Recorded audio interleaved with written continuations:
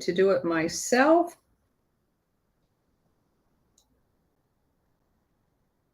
And I need to copy the link over to True Social, and then we're going to get started.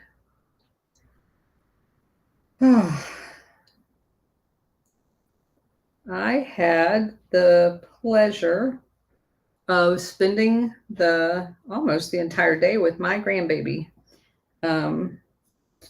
So I am totally psyched. Okay. Sorry, I was DMing. All right. Awesome. He's getting so big. Oh my God. And he's so freaking cute. 18 pounds and he's 3 months old. I mean, barely 3 months old. He's just growing and he's getting so strong. He's not a fat baby. He's just a big baby. I don't know about that, Bridget. He's a chubber wubber. He is definitely a chubber wubber. But he's very, very healthy, that's for sure. Yeah. But he is very strong. He can, stand up and, he's not wobbly at all.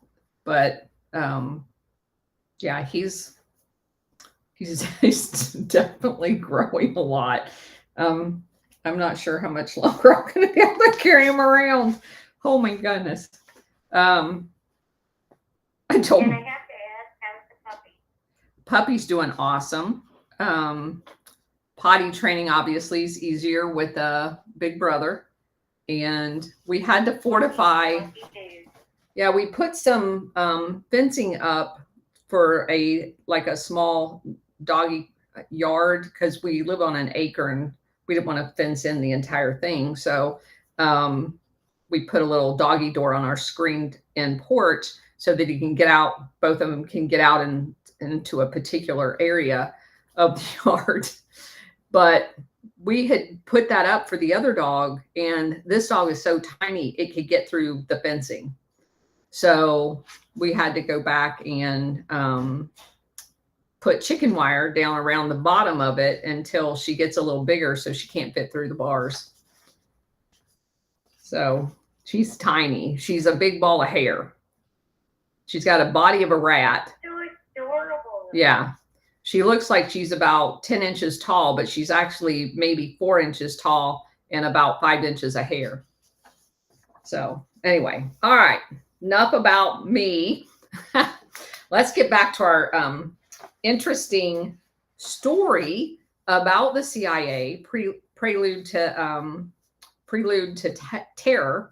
And the next section of this book is extremely interesting for our context because it talks about how and when, more importantly, George H.W. Bush came to the CIA. And it has some very interesting stuff that I was not aware of.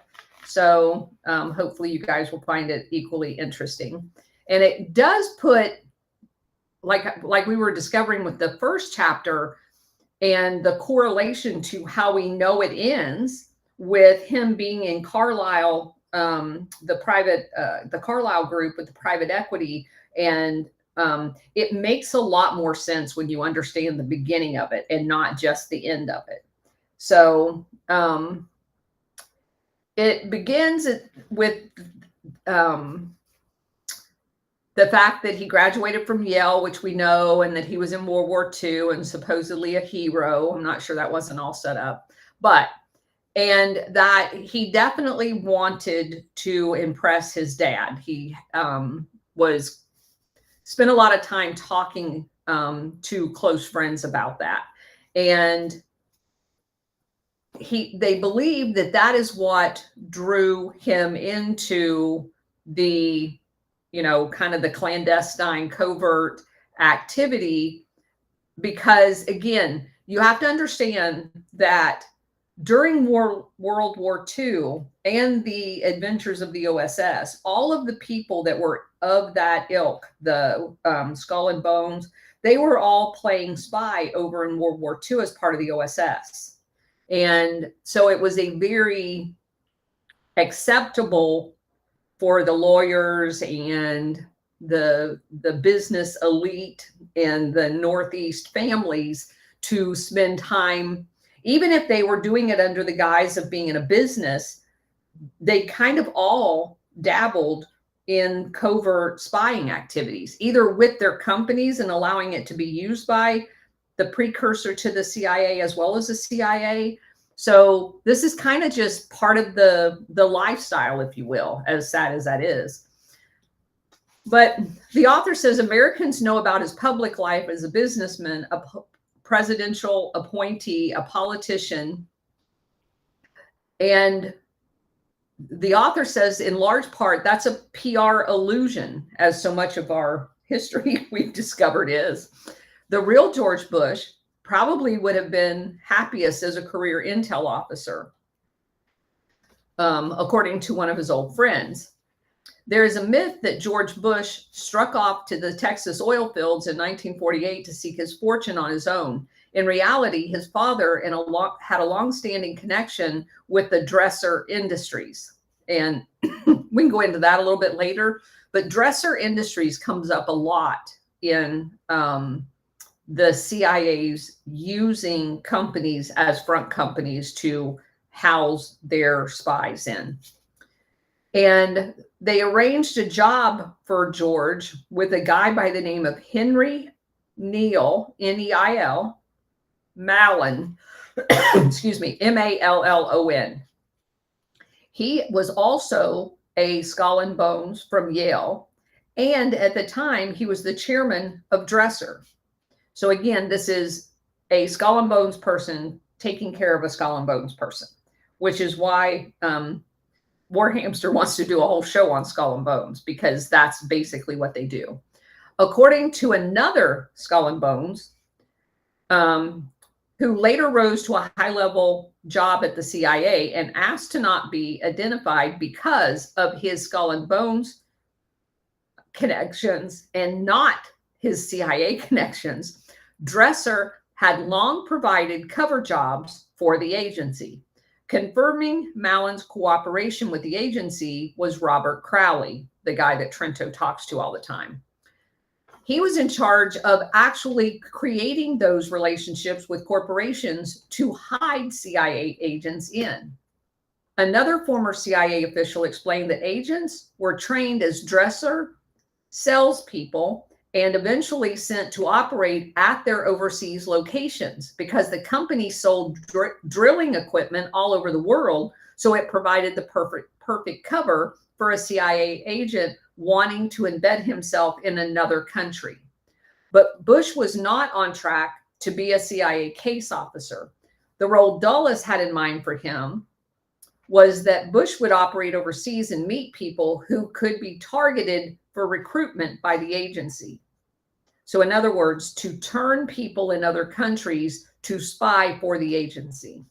Bush was officially considered a CIA business asset.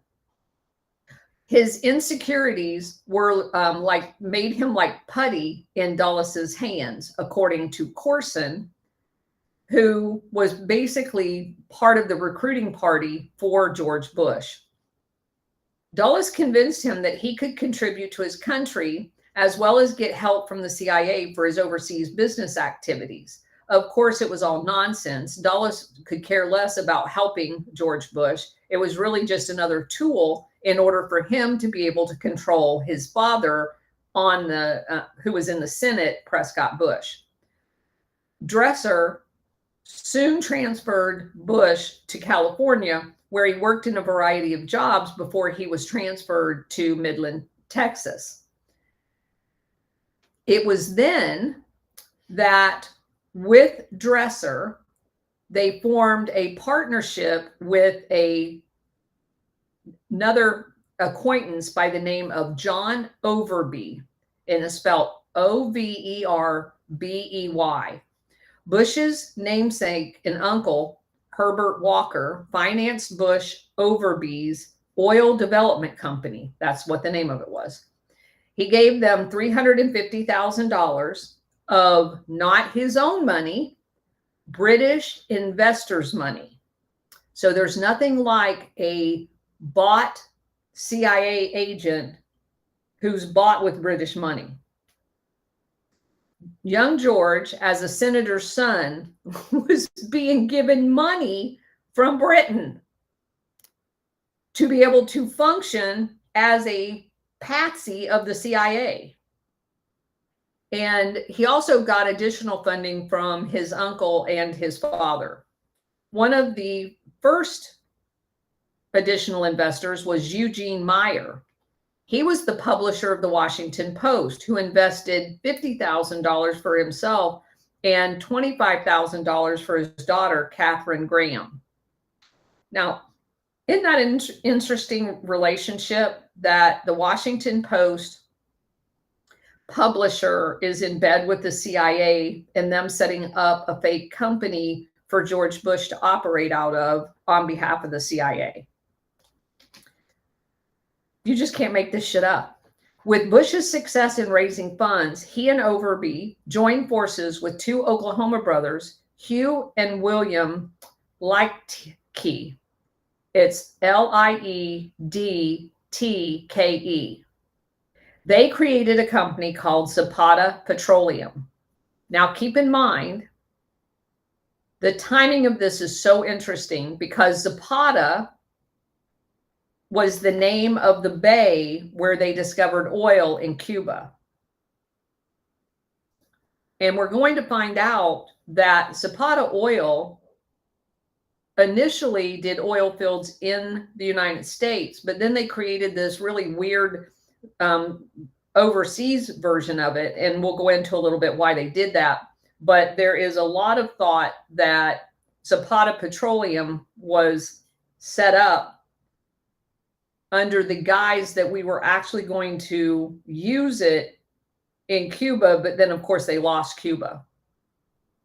So each pair of the Oklahoma brothers and William Liechty put up $500,000. And it was Hugh Liechty that was going to serve as the president, and Bush was going to be vice president of the company. Once again, Bush used his family connections to underwrite the effort, and members of the Skull and Bone were tapped to be on the board of directors. Got to keep it in the family. The entire capital of Zapata was used to invest in a 8,000-acre oil field in Coke County, Texas, known as the West Jameson Field. The company drilled 127 consecutive successful oil wells. With this initial success, Zapata had decided to enter new arenas, including oil equipment leasing and offshore oil drilling. Bush later established an offshoot of his company called Zapata Offshore Oil Company. The offshore had begun with Bush's uncle, Herbert Walker, selling bonds to finance the construction of portable drilling platforms. In around 56, the company turned a small profit, but in 57 and 58, Bush reported to the shareholders that they had lost $500,000 in 2 years. In his annual report, Bush said, "We erroneously predicted that most of the major oil companies would have active drilling programs during 1958. These drilling programs didn't materialize." Now, you can make the argument that the likelihood that this was another one of the money laundering outfits, because once you watch how they do this by reading all of these books, you can clearly see that the banks like HSBC and stuff like that, that was headquartered in Britain, money laundered through banks in the United States and then into legitimate businesses. So just kind of let that idea float around a little bit. And since it is a CIA outfit, and since they are already doing their drug running, they needed lots of places to money launder. And all of the money laundering businesses generally reported loss of revenue because they really weren't in the business that they were purported to be in. They were in the business of money laundering. So eventually the Liechty brothers didn't like this because they weren't used to losing money. And so they won out. And once they told him that they wanted out, Bush turned to his uncle, who organized relatives and friends to purchase their shares for $800,000. So they made a little bit of money. The Liechty brothers formed another corporation, and you guys will never guess what that corporation was. They went on to be billionaires as the owners of Pennzoil Corporation.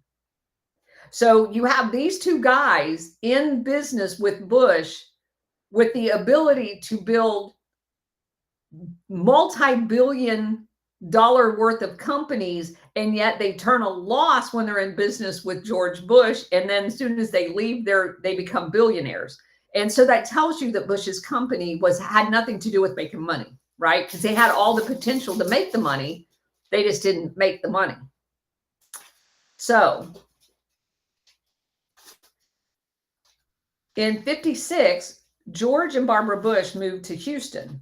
It was during this period that he began doing favors for the CIA. And that's not actually true. I mean, he was affiliated with the CIA before that. But just pointing that out.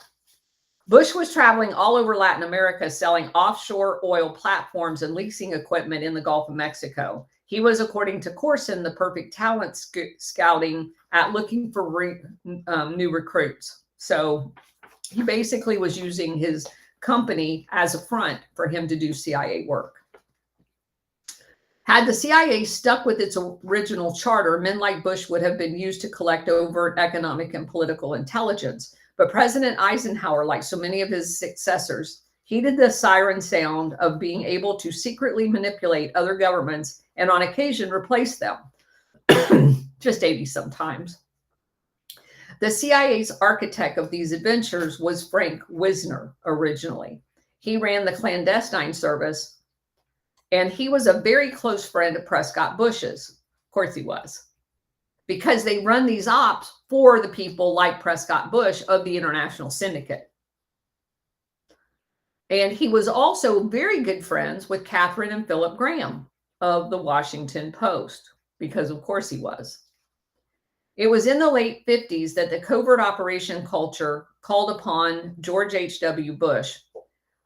Bush was at first a tiny part of Operation Mongoose, the CIA's code name for their anti-Castro operations. According to the late John Sherwood, a top William King Harvey, deputy in Washington, quote, Bush was like hundreds of other businessmen who provided the nuts and bolts assistance with such operations requirements.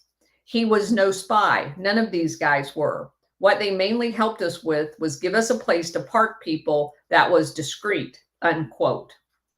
The support system melded American business and undercover intelligence network together. Specifically, Bush found work for Cuban anti-Castro, quote unquote, freedom fighters, we call them terrorists, aboard Zapata's oil platforms in the Gulf and in the Caribbean. So let me say that again. They were using oil platforms that belonged to George Bush to hide Cuban exiles who were going to be launching attacks in Latin America and the Caribbean. Let that sink in for just a second. George Bush would be given a list of names of Cuban, quote unquote, oil workers that needed jobs upon his platforms. The platforms he dealt with were perfect training places for Cubans to practice raiding their homeland. Most of Robert Crowley's work in managing the CIA's connections with businesses like Bush's was using corporations like the International Telephone and Telegraph and Ford. So we know the ITT, the International Telephone and Telegram Company because they paid President Nixon to go kill President Allende. So Crowley is the guy that set up those working relationships. But Crowley explains, sometimes we would suggest someone to go off on their own. Sometimes the agencies needed more control. It was easier to simply set up someone in a business like Bush and let him take orders. In 1960, George Bush did not know, but he did know that he was giving the CIA and the role that he was about to play was going to expand considerably. Although he was never privy to the overall plan, the CIA continued to use Zapata offshore to place key counterintelligence people all over the Caribbean to try to protect the security of the invasion plan, according to high-level CIA officials who were included. Sherwood confirmed that the Bush's specific role was to provide cover to allow people to set up training facilities and invasion points in Cuba in the 60-61 time period. We had to pay off politicians in Mexico, Guatemala, Costa Rica, and elsewhere in order for these operations to be done. Bush's company was used as a conduit for these funds under the guise of oil business contracts. So they're funneling money to corrupt government officials in Mexico, Guatemala, Costa Rica, among many others. And they are using Bush's company, Zapata Oil, offshore, to channel the funding to these corrupt government officials. We used his company to find Cuban refugee jobs, and they weren't Cuban refugees, they were Cuban terrorists, Cuban heritage terrorists for the United States, and basically forming an Operation Gladio type cadre. So Bush's, Sherwood went to great pains to point out that Bush's role was not covert. Like that matters. He simply helped his government arrange a place for people with oil companies, and did business by exchanging funding. I don't know what the hell you call that if that wasn't covert. The major breakthrough was when we were able, through Bush, to place people at Pemex. Pemex was the national oil company in Mexico. Pemex, with a large history of corruption, was also a longtime target for the CIA to infiltrate. It was Bush's bizarre involvement in a Mexican national and longtime CIA asset, Jorge Diaz Serrano, Serrano, that left the only Bush CIA paper trail. Serrano would eventually rise to the Mexican oil business to assume command of Pemex, only to be convicted later of stealing tens of millions of dollars from the company. So, of course, he was friends with Bush. In 1960, at the time when Zapata Offshore was barely making ends meet and giving very little to their shareholders, Bush made Zapata a hidden 50% partner in the competing, I don't know how they say this, but it's a Mexican drilling equipment company called Performazioni Marinas del Golfe. That company later became known as Permargo, Permargo. Bush's main partner in the firm was Jorge Diaz Serrano in Mexico. According to William Corson, the CIA agent involved in it, the CIA had recruited Diaz Serrano to assist in logistics with the anti-Castro efforts.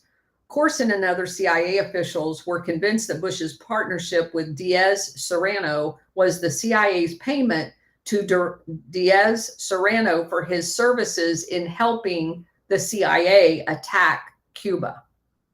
While there was no contract between Diaz Serrano and the CIA to that effect, Bush's subsequent behavior towards Diaz-Serrano indicates anything but a normal business relationship. Bush's relationship with Diaz-Serrano began when Edwin Pauley, and again, you can't make this up. Yes, Edwin Pauley is related to William Pauley, a major player in the oil business who had a decade-long relationship with the CIA, just like his brother, asked Zapata Offshore to subcontract some drilling to Mexico in Mexico's waters for his company called Pan American Petroleum. So Edwin Pauley owned Pan American Petroleum, and his brother was an official in Pan American Airlines. Again, you can't make the shit up.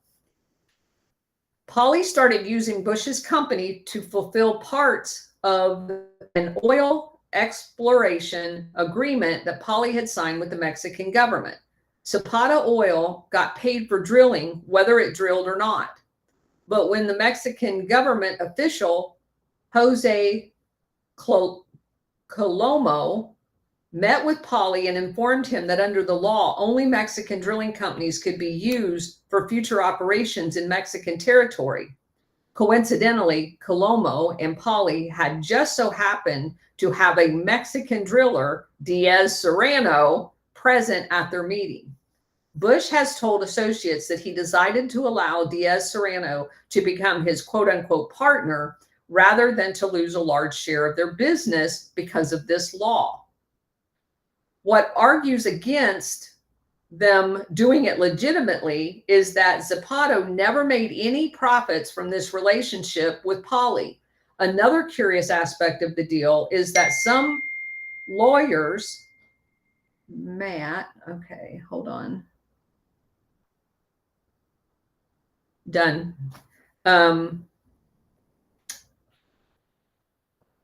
Let's see where I was at.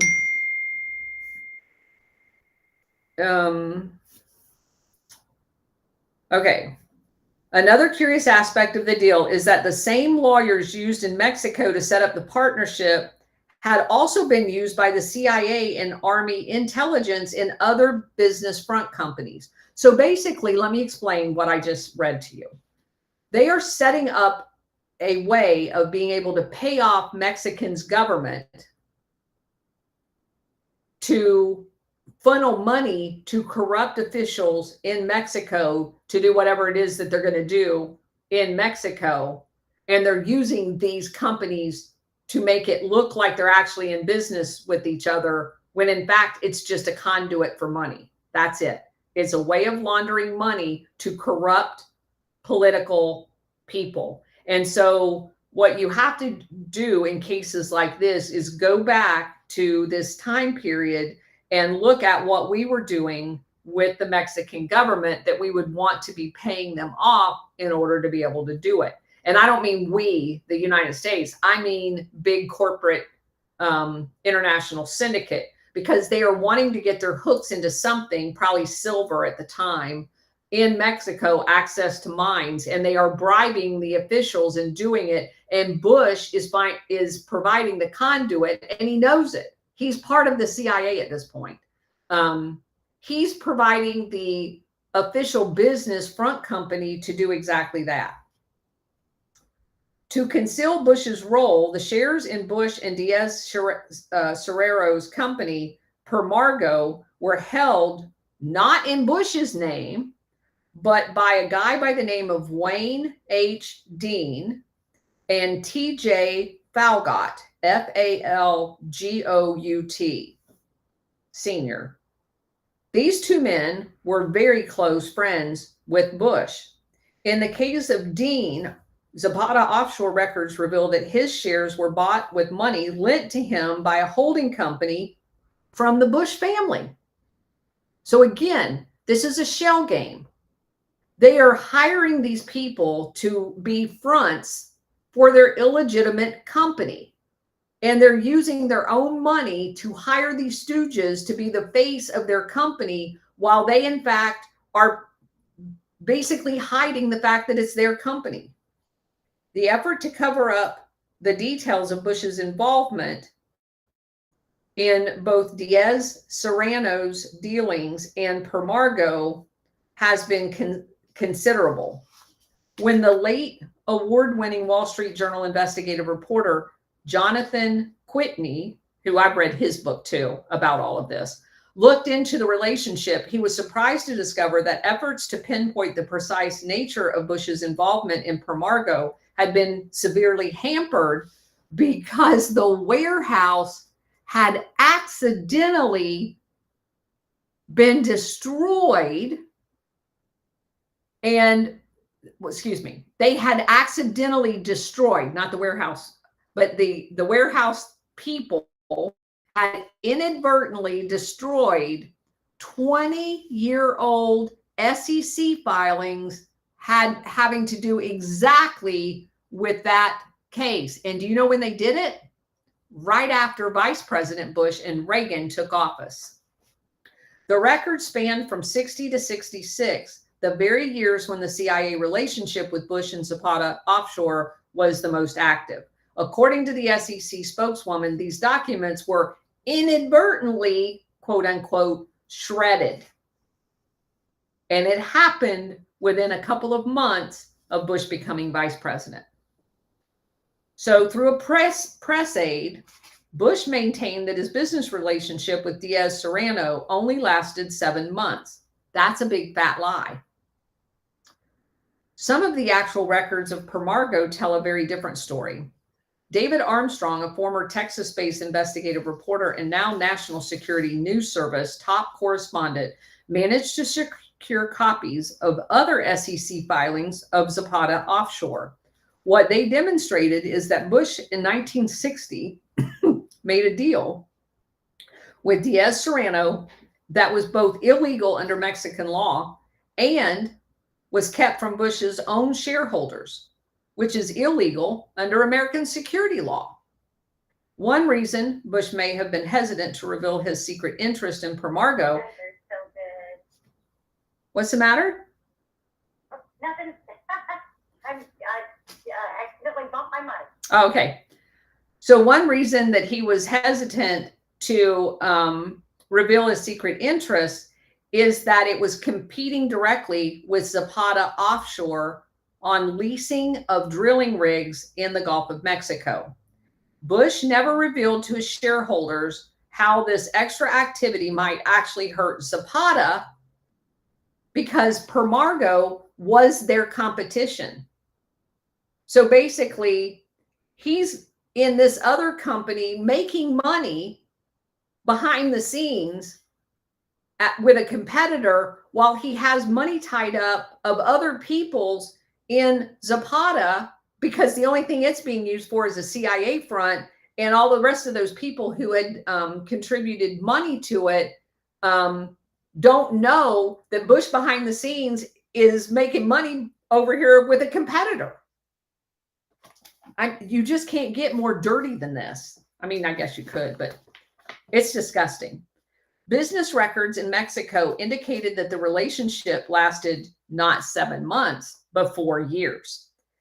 Until 1964, when Bush sold one of Zapata oil rigs, which the name of it was NOLA 1. So he owns the oil rig in Zapata, the company that he's using as a front company. He sells one of their rigs to the competitor that he secretly owns a large chunk of, but no one knows. And he sold it for, it was worth about $1 million. He sold it for, let's see, about $500,000, which only gave Zapata a net profit of $100,000. Diaz Serrano told Whitney, the reporter, that Bush's terms for the purchase of NOLA 1 were very liberal. Quote, "It was mighty generous of Bush to sell us that rig because we were taking his place. We replaced Zapata," unquote. which he doesn't care because he secretly owns part of it too. Bush claimed in his annual report to his shareholders that the rig was sold to an unnamed Mexican drilling company. He didn't even name it in the report that he sent to his shareholders because it was only marginally profitable because it could only be used in the summer. What? You're in the Gulf of Mexico. It's a mobile unit. It doesn't freeze in the Gulf of Mexico. Sorry, Charlie. In fact, so evil, right? Right. So obviously evil. Yeah. So in fact, NOLA 1 operated for several more years at the other company, Serrano's company, and ran on average 80% of every year round. Why did Bush withhold such important information from his shareholders? There's no evidence that, well, there is evidence that he shunned potential huge profits more than once. In the case of Diaz,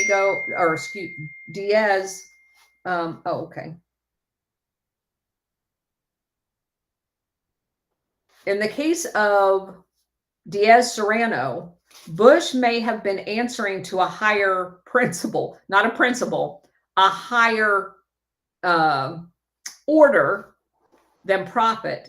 The risk Bush took by entering into these illegal and secret agreements with Diaz Serrano may have been his contribution to the CIA, which, you know, all of these crooked people do this because they know they're working as cutouts for the CIA and they will take care of them, or at least they hope they will. Some of them they get pissed off of and they sail down the river. It's like the same. It's like, you know, you see the same pattern with, for instance, George Soros and some of his networks, where they have all these different shell companies that fund. I mean, that's how BLM got its funding, was through a group called Thousand Currents. Right.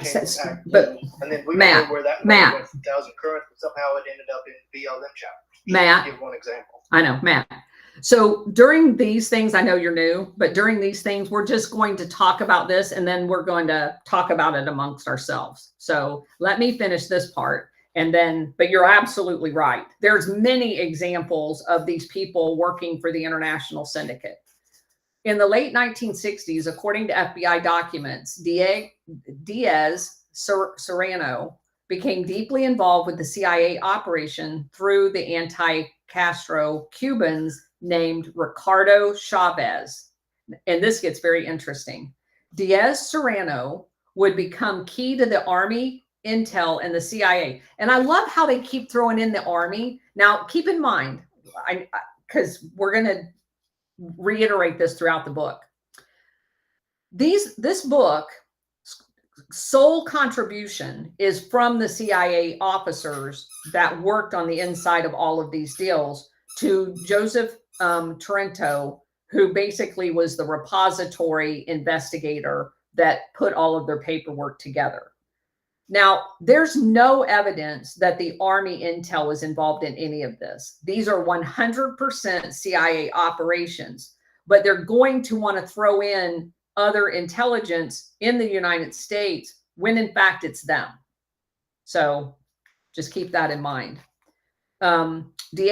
Diaz Serrano would become key to the CIA spy ring at the heart of the Mexican power structure. The operation was still going on when Bush became vice president in 1981.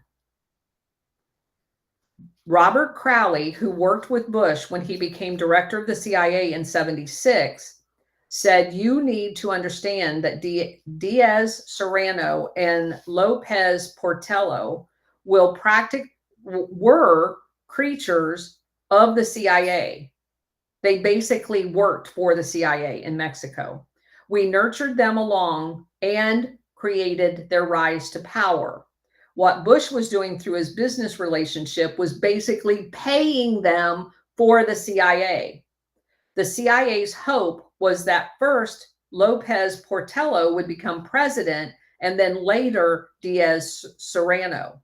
They are basically growing They planted a seed and they're growing and watering with our money these politicians in other corrupt politicians in other countries to groom them to be placed through their cheating into the senior leadership of other countries, to include the president of Mexico. So then you have to ask yourself, how many other Mexican presidents have we seeded, transplanted, watered, and grown? Lopez Portillo assumed the presidency just like the plan in 1976 when Bush became the CIA director. The ascendancy of Portillo to the Mexican presidency gave the CIA a connection to the president. You don't say. In addition to Bush's personal connections to Portillo, most powerful aide, Diaz Serrano. So he's basically like his right-hand man as president. There was extensive CIA connections.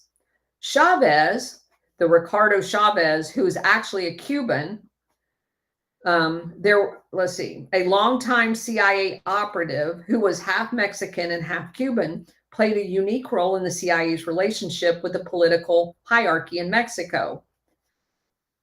When he operated both with Thomas Clines and Edwin Wilson. And remember, Edwin Wilson is the guy that worked both for setting up these private companies as well. He's the guy that helped the Navy set up that company to map all of the harbors, but it was really Task Force 157, I believe it was, that was actually going around spying on all the ports, seeing who operated within the ports and what they were doing. Lopez Portillo appointed his boyhood friend, Diaz Serrano, as head of Pemex. So Lopez Portillo remained in office until 82. The following year, Diaz Serrano was charged in a kickback scheme and he was eventually convicted of defrauding the Mexican government of $58 million. He ended up serving 5 years in prison for that. In September 1965, Hurricane Betsy supposedly obliterated one of George Bush's other oil drilling platforms.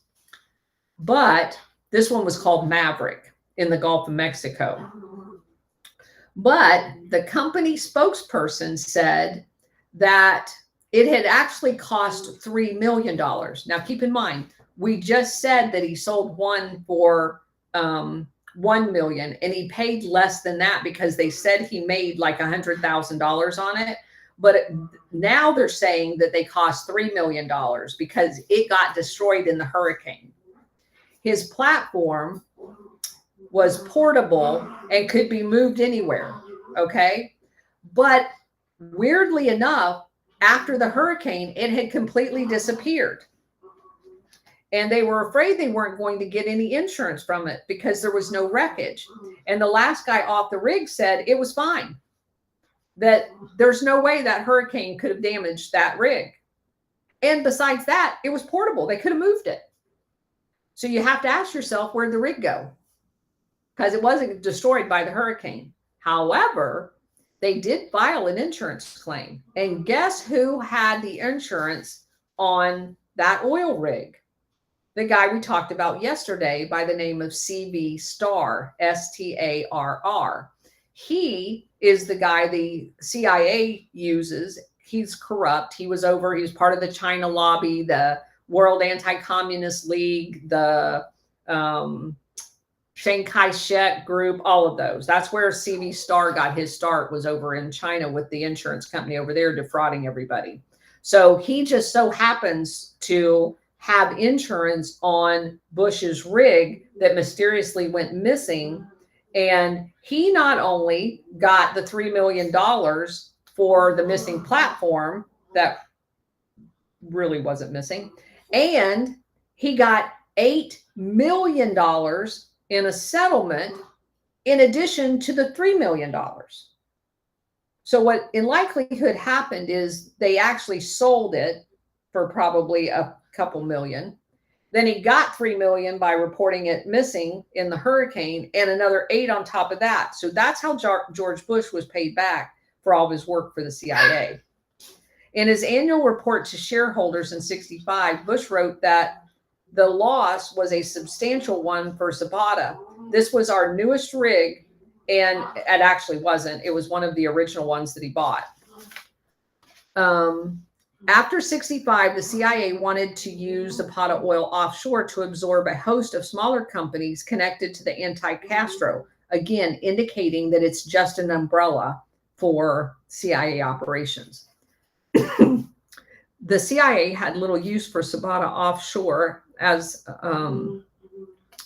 unless they could grow it into something much bigger.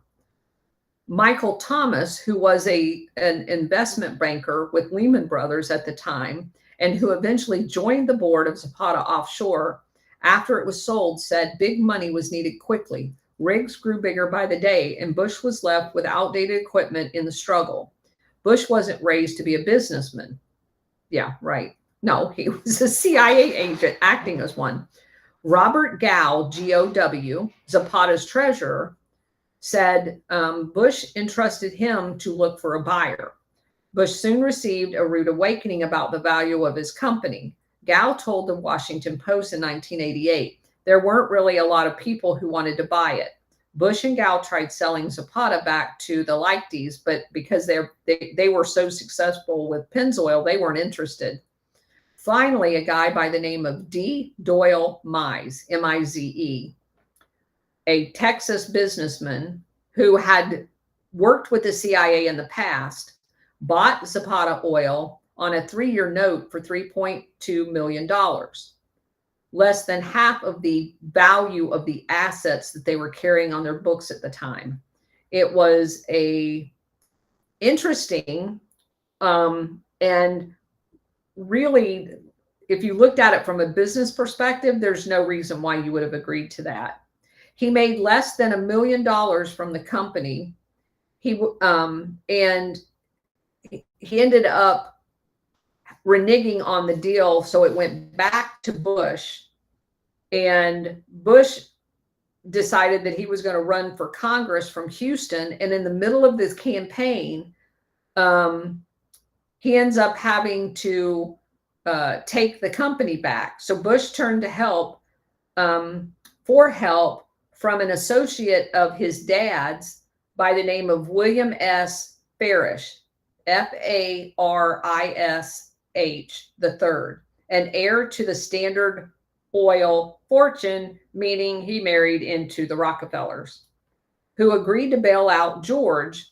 Farish put up the $3.2 million for Mize to reinforce his note and was quickly rewarded. Under Mize, Zapata boomed. Farish received a stock option for his backing that ended up being worth $1.7 million within a couple of years. So again, at the end of 4 years, the company was worth $361 million. So that's that encapsulates how farcical it is that was Zapata oil was in any way an actual business, a legitimate business, because it absolutely was not. It was 100% a CIA front. Nobody was running it as a business. It was money laundering to pay off Mexican officials. And I will, over the weekend, figure out what it was that we were doing with the Mexican government. I do know at the time, and I think it's funny that the company ends up being bought by a Rockefeller associate, because at the same time, in this other book that I'm reading about the missionaries and Nelson Rockefeller buying all of these missionaries to go do intel, and in Mexico, they had just opened around this same time a mission by this Cam guy that was working for Rockefeller, funded completely by Rockefeller, in Mexico to move out indigenous Indian and, indigenous people in general in Mexico to open an oil field. So it is quite possible that it's coincidentally, I'm reading both of these books at the same time, because I get the feeling, and I'll go back and check the dates this weekend, that you have one Rockefeller operating to buy off the Mexican officials, while the other Rockefeller is using this missionary to go rat out all of the indigenous people, so they can basically, they end up killing them all in Mexico too, but moving them out of their village and onto these basically like concentration camps at the same time, using two different vehicles, but both vehicles go through the CIA, because in the Nelson Rockefeller, the CIA is working with the embassy people in Mexico to buy off all of the officials. And so I'm wondering if these are not going to dead end into each other at the end of the day. So I had just got to the part where they're in Mexico and they're getting ready to move to Peru and establish, because Rockefeller was looking for oil fields in Peru too. They had discovered through a geological survey that there's all kinds of oil fields around the Amazon River. And so they use this missionary, they move him around, and he goes in with his quote unquote translators to supposedly save souls. But what he's really doing is ratting out all of the indigenous people so they know where to go in to move them to steal their land. So weird coincidence that I'm reading both those books at the same time. But anyway, that's what I got. The next area goes into, and it's one of my favorite chapters in this whole book, because it ties the whole Chiang Kai-shek and all of the drug lords, Santo Tropicano, that we've been, the Castle Bank story, the Mercantile Bank, the Sea Supply, the beginnings of, and it just corroborates everything that we've read in every other book about the CIA in bed with the mafia and the cartels.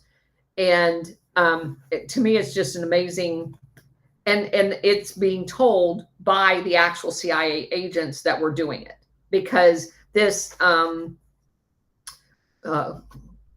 what's his name, Crowder guy, he actually is the guy that helped Paul Helliwell set up the banks in Miami, the Castle Bank in the Caribbean. It had a branch in Miami and in the Caribbean. This is the guy that helped him do that.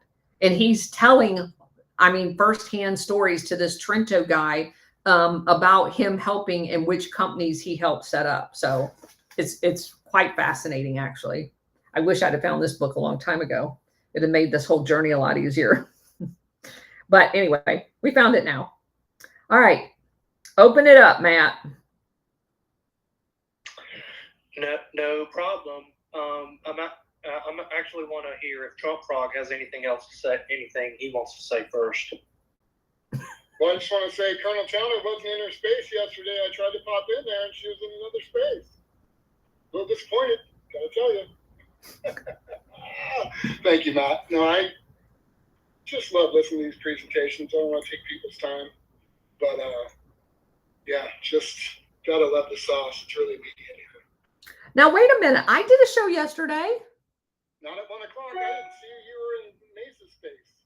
I went to her space after I did mine. Oh, man, I just missed you. That's weird. I couldn't. Well, I stand corrected as usual. So Trump Frog, when it kicked me out, and it did not kick me out today, guys. This is the first time in probably a month it's not kicked me out when I first get in the first 5 minutes. It kicked me out yesterday, and I couldn't even find my own space. When I went back and looked at the menu of spaces, I wasn't even there. I had to go back to the invite that I sent to you guys in the DMs to even get back into my own space. Yeah, welcome to my world. Exactly. Hey, I didn't get kicked out of a space of mine, not this past Friday, but the Friday before. I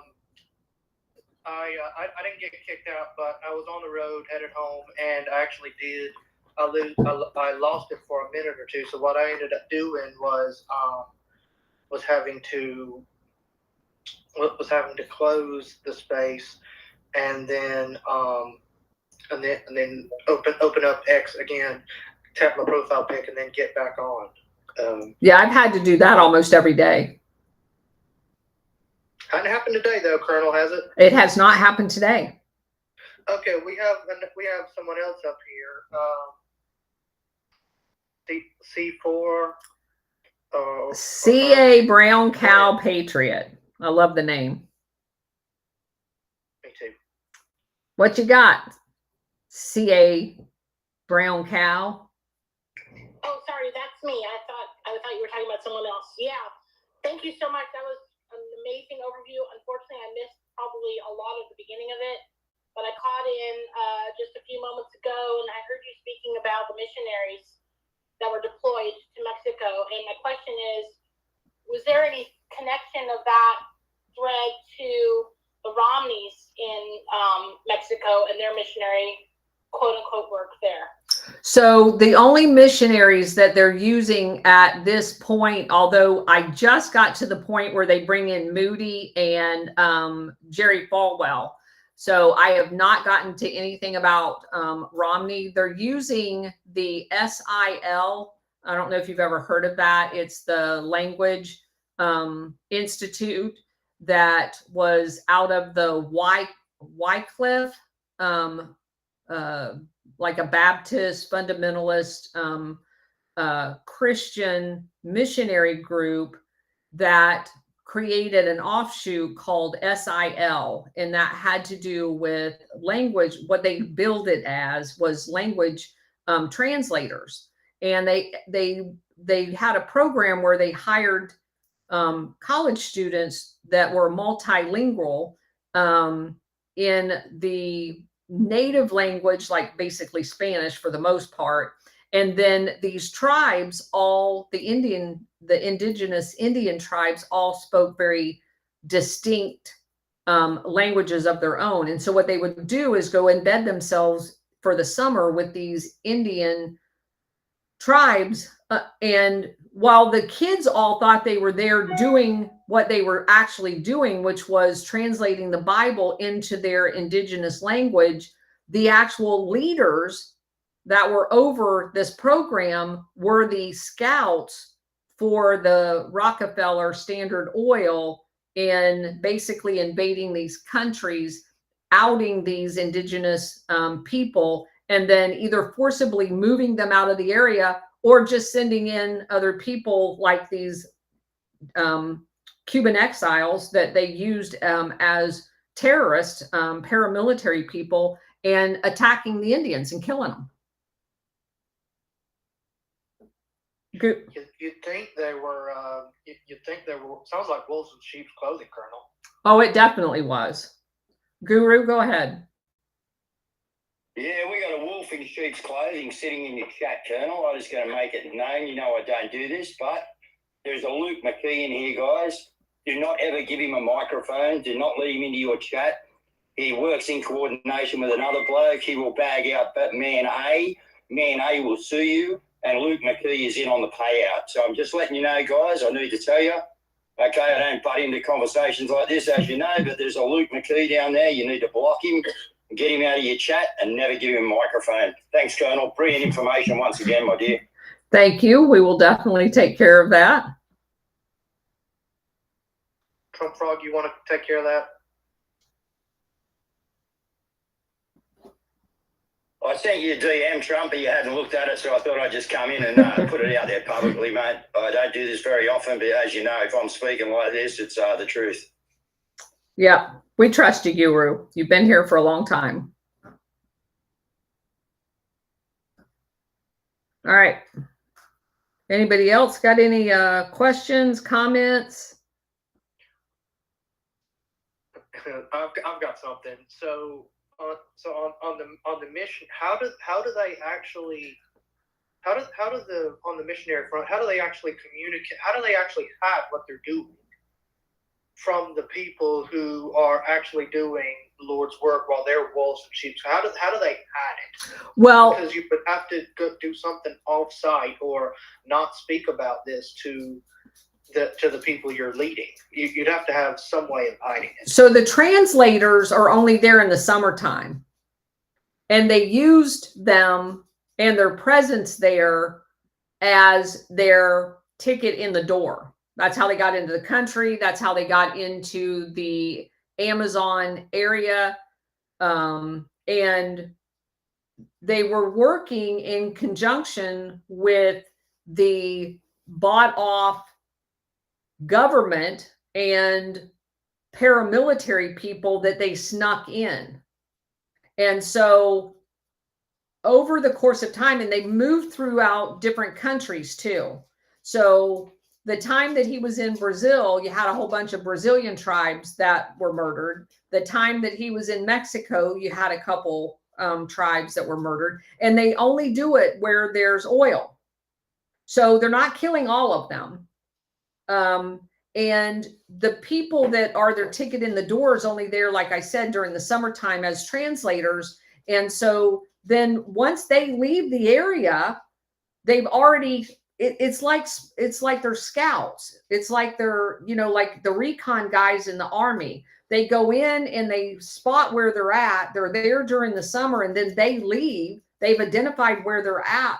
And then the paramilitary people come in and remove them and steal the oil out of the country by paying off the government. So it's actually not that hard. I was thinking more along the lines of them keeping it secret from the translators, but you just said they're only there during the summer, so they wouldn't be there very long enough to know that was going on. And they would never go back to the same place because they're already done. They go back after they've learned the indigenous language, they translate it, and then they think they're sending these Bibles that they've created in the indigenous language back to people that may or may not even be there. But they've moved on. They're college students. They only do it for a summer or two, and they're not guaranteed to go back to the same place they were the summer before. Another thing too, Colonel, what other countries have those that oil that would be targets for this? Brazil is one of them. I guess Mexico's another one. Every country along the Amazon had oil. There was Peru, there was Argentina, there was Brazil, there was either Paraguay or Uruguay. I get them mixed up, whichever the ones next to close to Brazil down there. But it's basically everything up the Amazon River. But it wasn't just there, because they also went to Mexico, which has oil. That's as far as I've gotten the book. But the book started out of them doing this in Brazil, and they were working their way up. They then went to Mexico because they had gotten a tip through the CIA. And that's what made me think when I read that in that Prelude to Terror book, they had gotten a tip that they needed the guy that's running this in Mexico because they had some oil dealings there, and then they're going to move him to Peru, which is part of the Amazon as well. And the part that in the book I'm at right now, he's just moving into Peru. They just found a base to operate out of. They just connived their way into getting some people to buy some airplanes because it's very remote. They just hired their first pilot to fly the airplanes. They're going to use these airplanes to fly over and spot the Indians, while at the same time they use those airplanes. They allow the airplane to be used by the government for smuggling when they're not using it for scouting. It's really just an evil thing. Evidently. And I'm guessing that scenario is not unique to Brazil. And they've also done this in other oil-rich countries like Venezuela. I know there's a lot of resources there, but I'm guessing oil is not one of them, just not the only one. Well, Venezuela has oil. I don't know about their indigenous Indian population.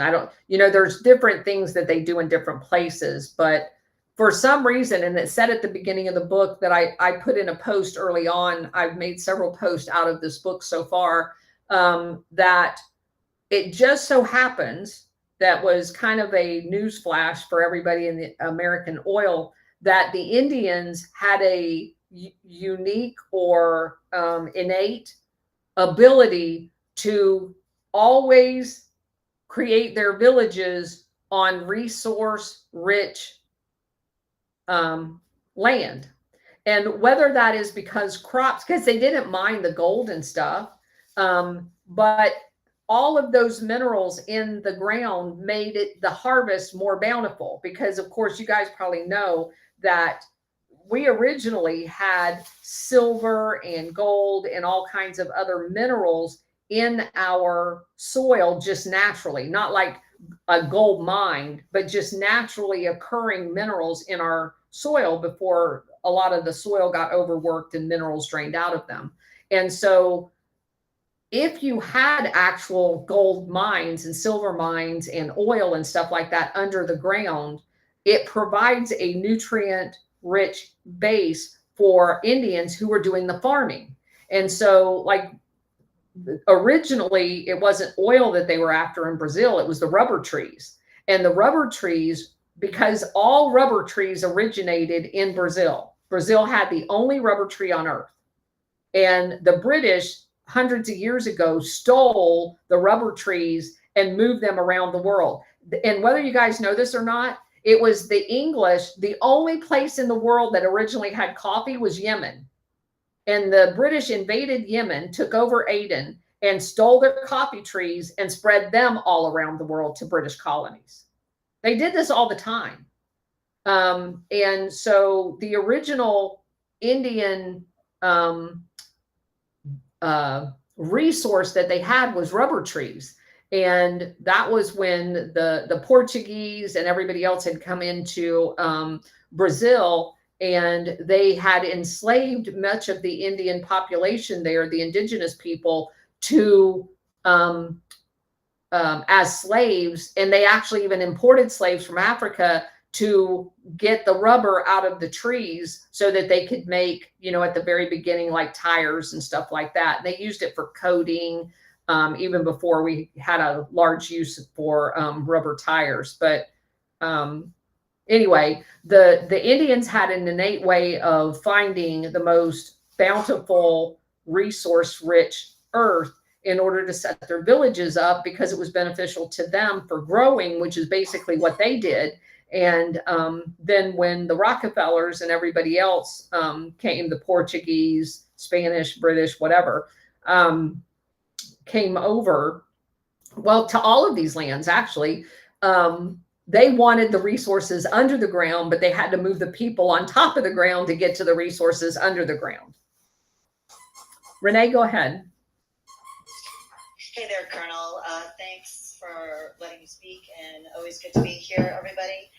Just wanted to bring up, I think the author of Confessions of an Economic Hitman, I believe before he got all wrapped up into that as a youth, or I don't know if it was after his university or before university, he was a mercenary type young student who went down to one of the indigenous lands or areas near the Amazon. I don't know if it was in Brazil, could have been Ecuador, but that came to mind when you were talking about mercenaries, et cetera, so forth. I don't know if he was a mercenary, if it was that title, but it was something like that. In the beginning of his book, he talks about being sent down there and then how his career grew from that.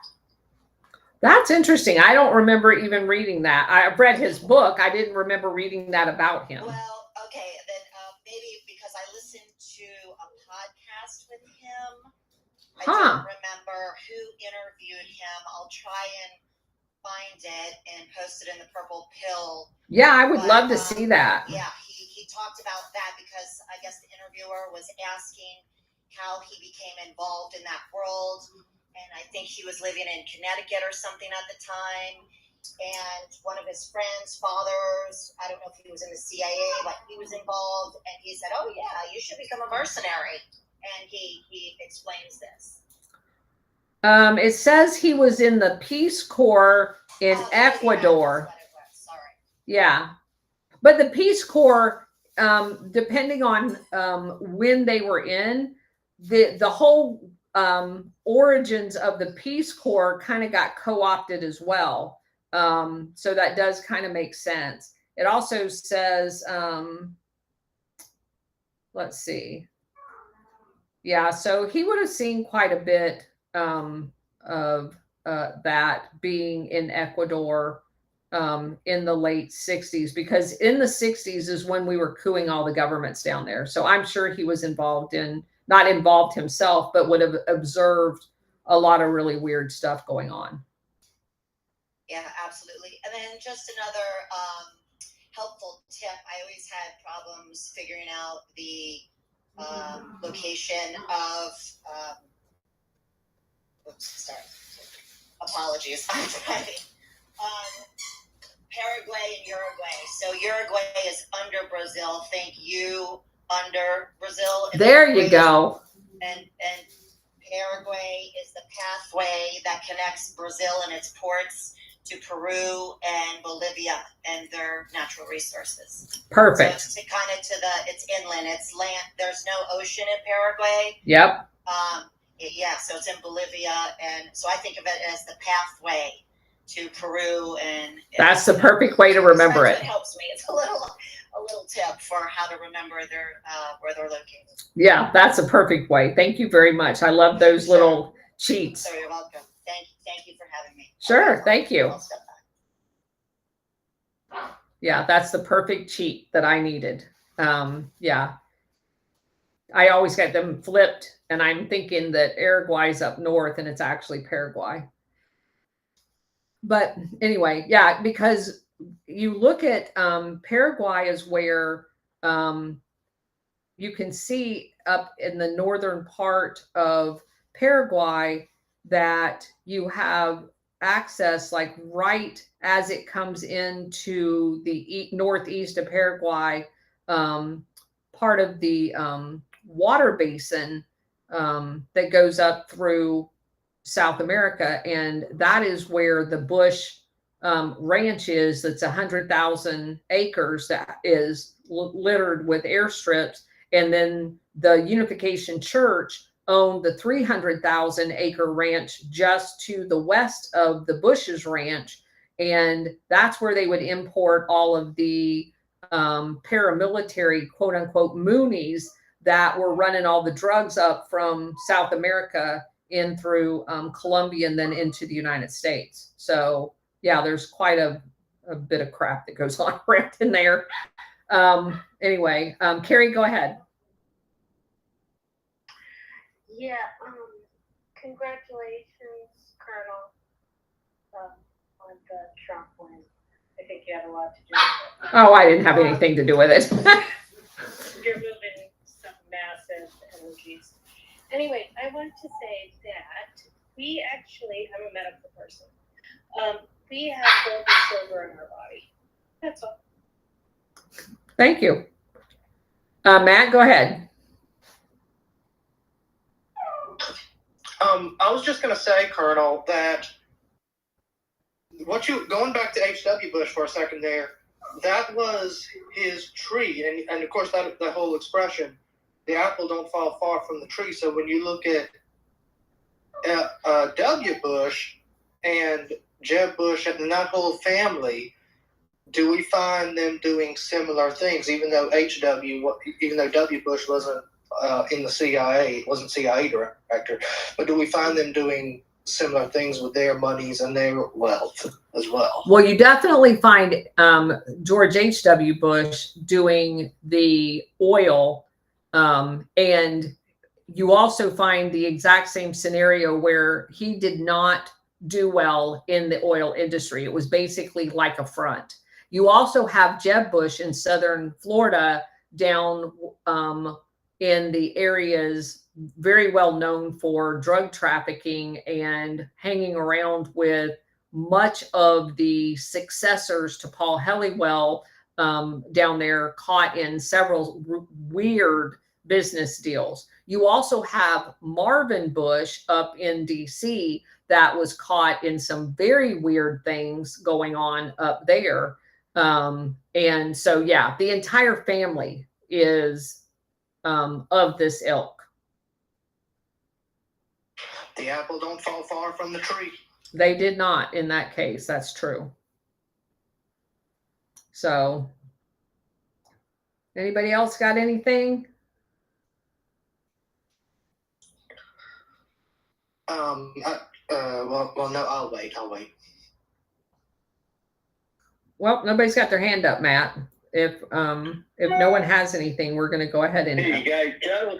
Are we any further on looking into Australia yet, Colonel? I lost my lady through some not lost her, but she's had some family issues to deal with that we were doing some research. You did do a bit, but are you any further down the track to maybe getting to us Australians and letting us know what happened here with Rio Tinto, etc.? I have found a couple other tidbits of Rio Tinto, but I am having a very difficult time.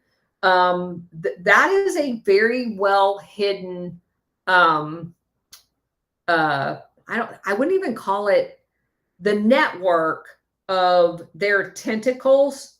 It's very difficult to try to find, not just where all they're at, but I pulled up a whole bunch of different. So no is the answer, Guru. Just to be quick about it. It's not because I'm not trying. It's because any company that does legitimate businesses is very easy to research. There's lots of material that's published about them.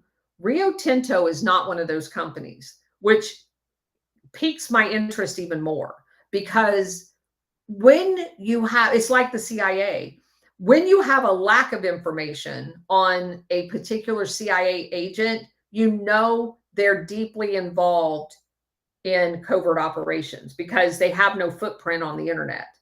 The more you find of someone, the less buried they are. And I find that Rio Tinto is one of those that seems to be a very well hidden as far as their tentacles. And it's only in secondary and tertiary ways that you hear them even talked about. Like, for example, in most of the books that I've read, they'll just be referred to as a mining company. But then when you start digging on who got the contract or the concession to mine there, it always ends up being Rio Tinto. But it takes you 2 weeks to figure that out. Have you followed the Serco track down through here? The what track? Serco, S-E-R-C-O, Serco. They're a cabal company who seems to be doing all of our security and stuff, at prisons and different, Serco's got their hands in everything, a bit like Honeywell, who has now been bought out by Serco. So Honeywell, Serco's bought out Honeywell. I don't know if that's internationally or the arm here in Asia, South or whatever they call us here, the Asia Pacific. But yeah, Serco is definitely going to be another bad player over here. S-E-R-C-O, Serco. Okay. No, I have not come across that one. Huh. Well, I'll do some digging for you. I said I was going to last time, and I had someone else do it. But anyway, I'll get onto her and see if we can have a look, a bit of a look down the Serco line, and I might be able to come in and give you somewhere to go. Yeah, that would be awesome. Yeah. Okay. All right. Thank you. Warhamster, I saw you come up. What you got? I just stopped by about 10 minutes ago, so I have no idea what I missed. But I did hear you talking about the Bushes, and I didn't hear my buddy Neil Bush mentioned. And I felt that that's something we just can't let Friday night go past without that. Fill us in. Oh, so Neil Bush, which is I think the fourth of the Bush children, was involved in one of the S&L scandal banks called Silverado Savings. He had a partner by the name of Stephen Halper. Y'all remember him from Russiagate, etc. His father-in-law, Halper's father-in-law, is related to Ray Klein, one of the CIA founding members. He is. And there's another bank involved with Neil. It was a Palmer National Bank with Beebe's man, McLean, which is a much deeper part of that story. But I bring it up as Halper. You know, there's two interesting connections, and I'll leave it alone with that. Halper was the last entry in Oliver North's White House diaries. When Oliver North was leaving the White House, the last entry was him talking about Halper, and that actually circled back to Silverado Bank, one of the biggest SNL busts, which is all Neil Bush. But the other fun part about Neil Bush is he settled in the Denver area, and I think you and I have talked about this before, but he became really good friends with members of the John Hinckley family. Yep. And of course, Hinckley was the guy who shot President Reagan. So when you're talking Bushes, I think we always got to bring Neil up. Well, go ahead. Oh, also, I've dug around in a Rio Tinto several years ago. So next time we get together, I will have tracked down those notes, and maybe I may have something to add to that conversation. Oh, that'd be awesome. Yeah. So for our Australian friend, yeah, Rio Tinto is definitely crossed the radar a few times. That's awesome.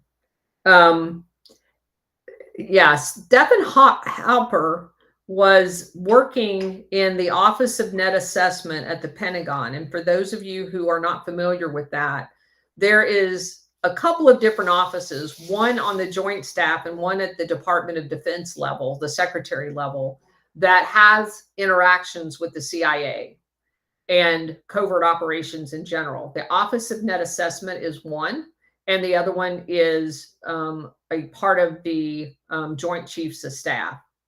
And the Office of Net Assessment has some very spooky people that work in it that do, and it's also a place where they hide CIA agents internal to the Department of Defense that they want, and I won't use the word infiltrating, but basically infiltrating the Department of Defense in some way. So if they want them hanging around the Department of Defense and showing up at meetings as part of the SecDef staff, they do that through the Office of Net Assessments.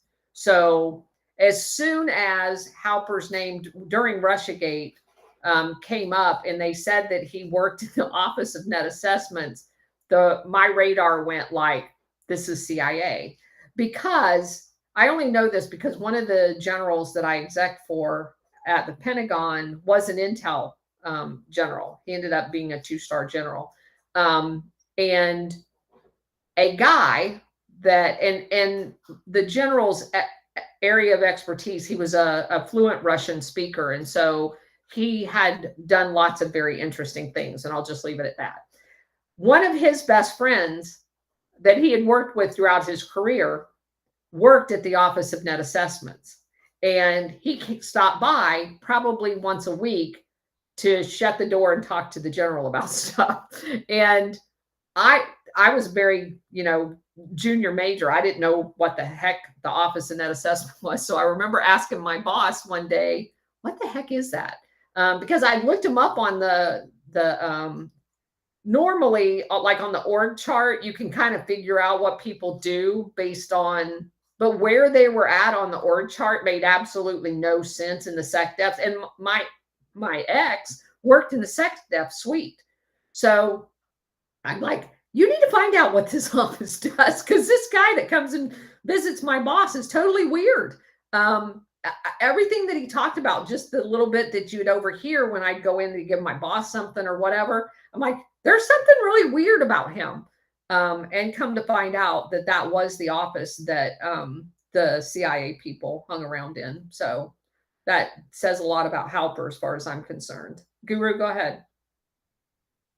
Yeah, guys, I just got to say, hooray! I've got some stuff to do on the boat, so we're just doing some mods. So I'm going to get back to work, but nice and talking to you again, and keep your eye out for that McKee guys. Guys, don't let him into your spaces. Do not give him a microphone. Thanks, Colonel. I'll look into Serco and that over here in Australia, and I'll get back to you. Got it. Thank you. What's the name again, Guru? Luke McKee, MCKEE. Gotcha. Thank you, guys. Goodbye. Thank you. Matt, did you want to say something? Yes, I did. So somebody put a question down in the in the bubble about actually, let me read it verbatim. It was actually California brown cow. Does the thread about missionaries in Mexico connect to the Romneys who were stationed there as missionaries? Yeah, she asked that question. She came up and asked. Oops, my mistake. That's okay. Yeah. This is my first time co-hosting with the Colonel. I'm already doing a bad job. Yep. You're doing good. You're doing fine. Renee, let's see. Becky, did you come up? You wanted to ask a question? I did, Colonel. How you doing? I'm doing great. Good week this week. I'm pretty pumped up. You can see a difference already. I agree. But I did ask you, I think is Operation Gladio people go in and take over these countries, leave these countries. Are they trafficking kids in all these countries too? Not necessarily as part. Or like specific areas that they're doing it. So, child trafficking per se is not part of Operation Gladio. What we have found as a corollary to Operation Gladio is so. For those of you who are new and have not heard the analogy that I use of a wagon wheel and the spokes of that wagon wheel that kind of hold Operation Gladio together, or actually is part of the integral part of that, is human trafficking, weapons trafficking, and drug trafficking. And by human trafficking, we generally refer to the refugees that are created by the wars that are done to protect the drug trafficking, and then the weapons trafficking as a result of the wars, where they skim off weapons that are being shipped into a war zone to sell them on the black market. All three of those things generate cash in order for them to be able to conduct covert operations off the books. The refugees that are displaced oftentimes become human trafficked, but it's a byproduct of this operation, not the purpose of the operation. And in the case of banks like BCCI, what I found in investigating BCCI is their headquarters, both in London and they had a main hub in Pakistan, and they had a main hub in the UAE. Especially the one that was in Pakistan, when they had meetings there, they would bring in very young male and female people to quote unquote service the VIPs that would come in for these meetings. Now, exactly how far underage they were, there's no record that I can find. There are accounts that they were there, but there's no description of them or anything else. But then you go to some place like Belgium, where they moved NATO headquarters out of Paris and relocated it. In the area around the NATO headquarters, the area around the UN, the area around London, New York City, these are major areas where you have men that come in, primarily men, that come in for these meetings and indulge themselves or entrapped in stuff. And there are people that are entrapped. There are people that are drugged because they want to compromise them. And they are then, like they may be having a cocktail in, I don't know if you guys have ever been, like, if you're going to a high level meeting, they will rent these suites in hotels and have cocktail parties in them. Well, if all of the people that are in these cocktail parties are part of a group and they invite senior military officers, as, for example, if it's like a Boeing, and I'm not suggesting it is Boeing, but I'm using an example. If it's Boeing and they want the military people to see some new, capability they have or whatever, they'll have the expose down in like a hall in the hotel. Becky, could you mute? Thank you. They'll have the expo day down in the hotel, And then they will have a suite where they will have like hors d'oeuvres and stuff like that. Well, there has been instances where there has been drugs administered either in the food or in the drink. The senior officer is then basically passed out. They have some underage kid, naked, whatever. They set them up, and then they will use that to blackmail them. And then there's also people that will willingly do those kinds of things. So I'm not suggesting that it's all set up. But it is an effective blackmail tool. We found out in Australia during Vietnam that there was a particular hotel set up by a guy by the last name of Houghton, Houghton, that was part of the Nugent Hand Bank, which was a CIA front bank for drug laundering out of the Golden Triangle, that they used this hotel as a quote unquote R&R destination for people, the military people that were in Vietnam. They'd put them on a aircraft, they'd bring them over there to get them out of the combat for a week. And they put them up in this nice hotel. There was all kinds of women that was brought in to quote unquote service the men and blah, blah, blah. There was gambling. There was all kinds of crap. Those people grew up to be senior officers, and they used material that was collected during this R&R trip later on in their careers to blackmail and control them. And so the whole purpose of the child trafficking as it relates to Operation Gladio, not the entire purpose of it overall, is to gain blackmail information and to be able to control the people that they need to control.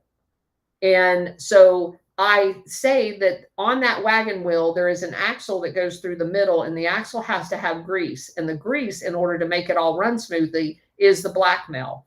And so when you go to Belgium and you think of that whole setup. Okay, that's interesting. So do you think that the Epstein Island was kind of the same, or is that where the Richard? No, it definitely was part of it. Hold on, let her finish. It was definitely part of it. But Epstein Island is a minor occurrence in this network. The real horrific things happened in Europe, and they're never even talked about here. The guy by the name of Marc Dutroux that they arrested in Belgium, they not only was doing pedophilia and child sex trafficking, they actually had hunts over there where they used dogs to hunt children in the woods over there. I mean, the amount of things that have been done in order to use these things as blackmailable offenses, and then they coerce the people once they have blackmail on them that they have to participate in these things, or they're going to release the other blackmail that they have on them. I mean, it's just a vicious circle that these people get into. And that's how they control the people. That once you get into an Operation Gladio paramilitary covert operation where you're money laundering, you're supplying drugs to people, you're part of this network, it's almost impossible to get out because they'll kill you or they're going to release this material on you and destroy your family. So, Rusty, go ahead. Yes, ma'am. I've got some really stupid questions, as usual, because I don't get to catch you that often. I don't know. I seem to be hit or miss with you a lot of times. But so you're able to get all this information, I'm guessing, from records that were released. I mean, is that how you know a lot of this stuff? Things that were just kind of let go? I mean, I've been able to find a little bit on it on the internet just about Operation Gladio, but I mean, obviously the majority of the material is in books, not on the internet. I have now 67 books that I've read all but like 2. I'm in the middle of 3 of them right now. But it comes from books, and these authors all pick one tiny facet of one tiny operation, and you have to read all of them and then kind of step back to put into context the entire operation. like for example, this Prelude to Terror, it's not going to tell me all of the stuff about Mark Dutroux and all of those. I had to go to like Danielle Ganser's book that was called NATO Secret Army. And he worked inside of NATO and got a lot of declassified documents about European Gladio units there. There are nowhere in the United States is any of this called Gladio. It is pieces like the Cuban exiles. The Cuban exiles were mercenary covert operators trained by the CIA. So they have the exact same modus operandi. So I included them into Operation Gladio, because if I put that network next to the Gladio network in Italy, they're the exact same thing. And they call them different things in different places. For example, in Portugal, they called it the Agenter Press. In Turkey, they call it the Grey Wolves. And they did that so that it doesn't look alike, so that you couldn't go, oh my God, there's Gladio. Oh, there's Gladio too, and there's Gladio. You really have to start reading a whole broad brush of paramilitary stuff in order to sort out what was and what was not Operation Gladio.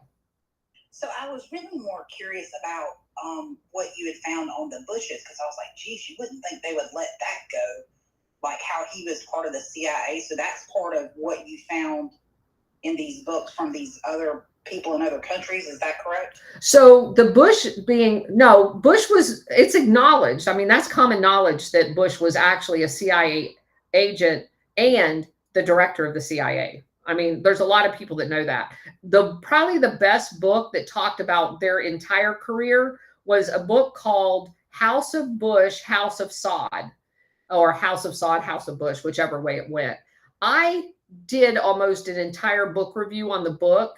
I got up to the current day, and I mean, it goes back to the beginning of how the two of those entities were basically in bed with each other from almost the beginning.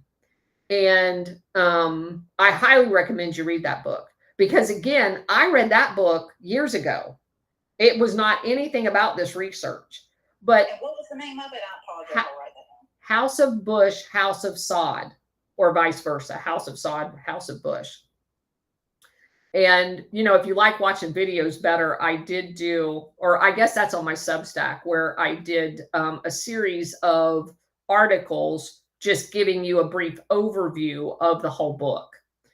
But I stopped when I got to 9/11 and how the two of them interfaced, because a lot of the material, just from having lived through 9/11 at U.S. Central Command, I knew a lot more about that.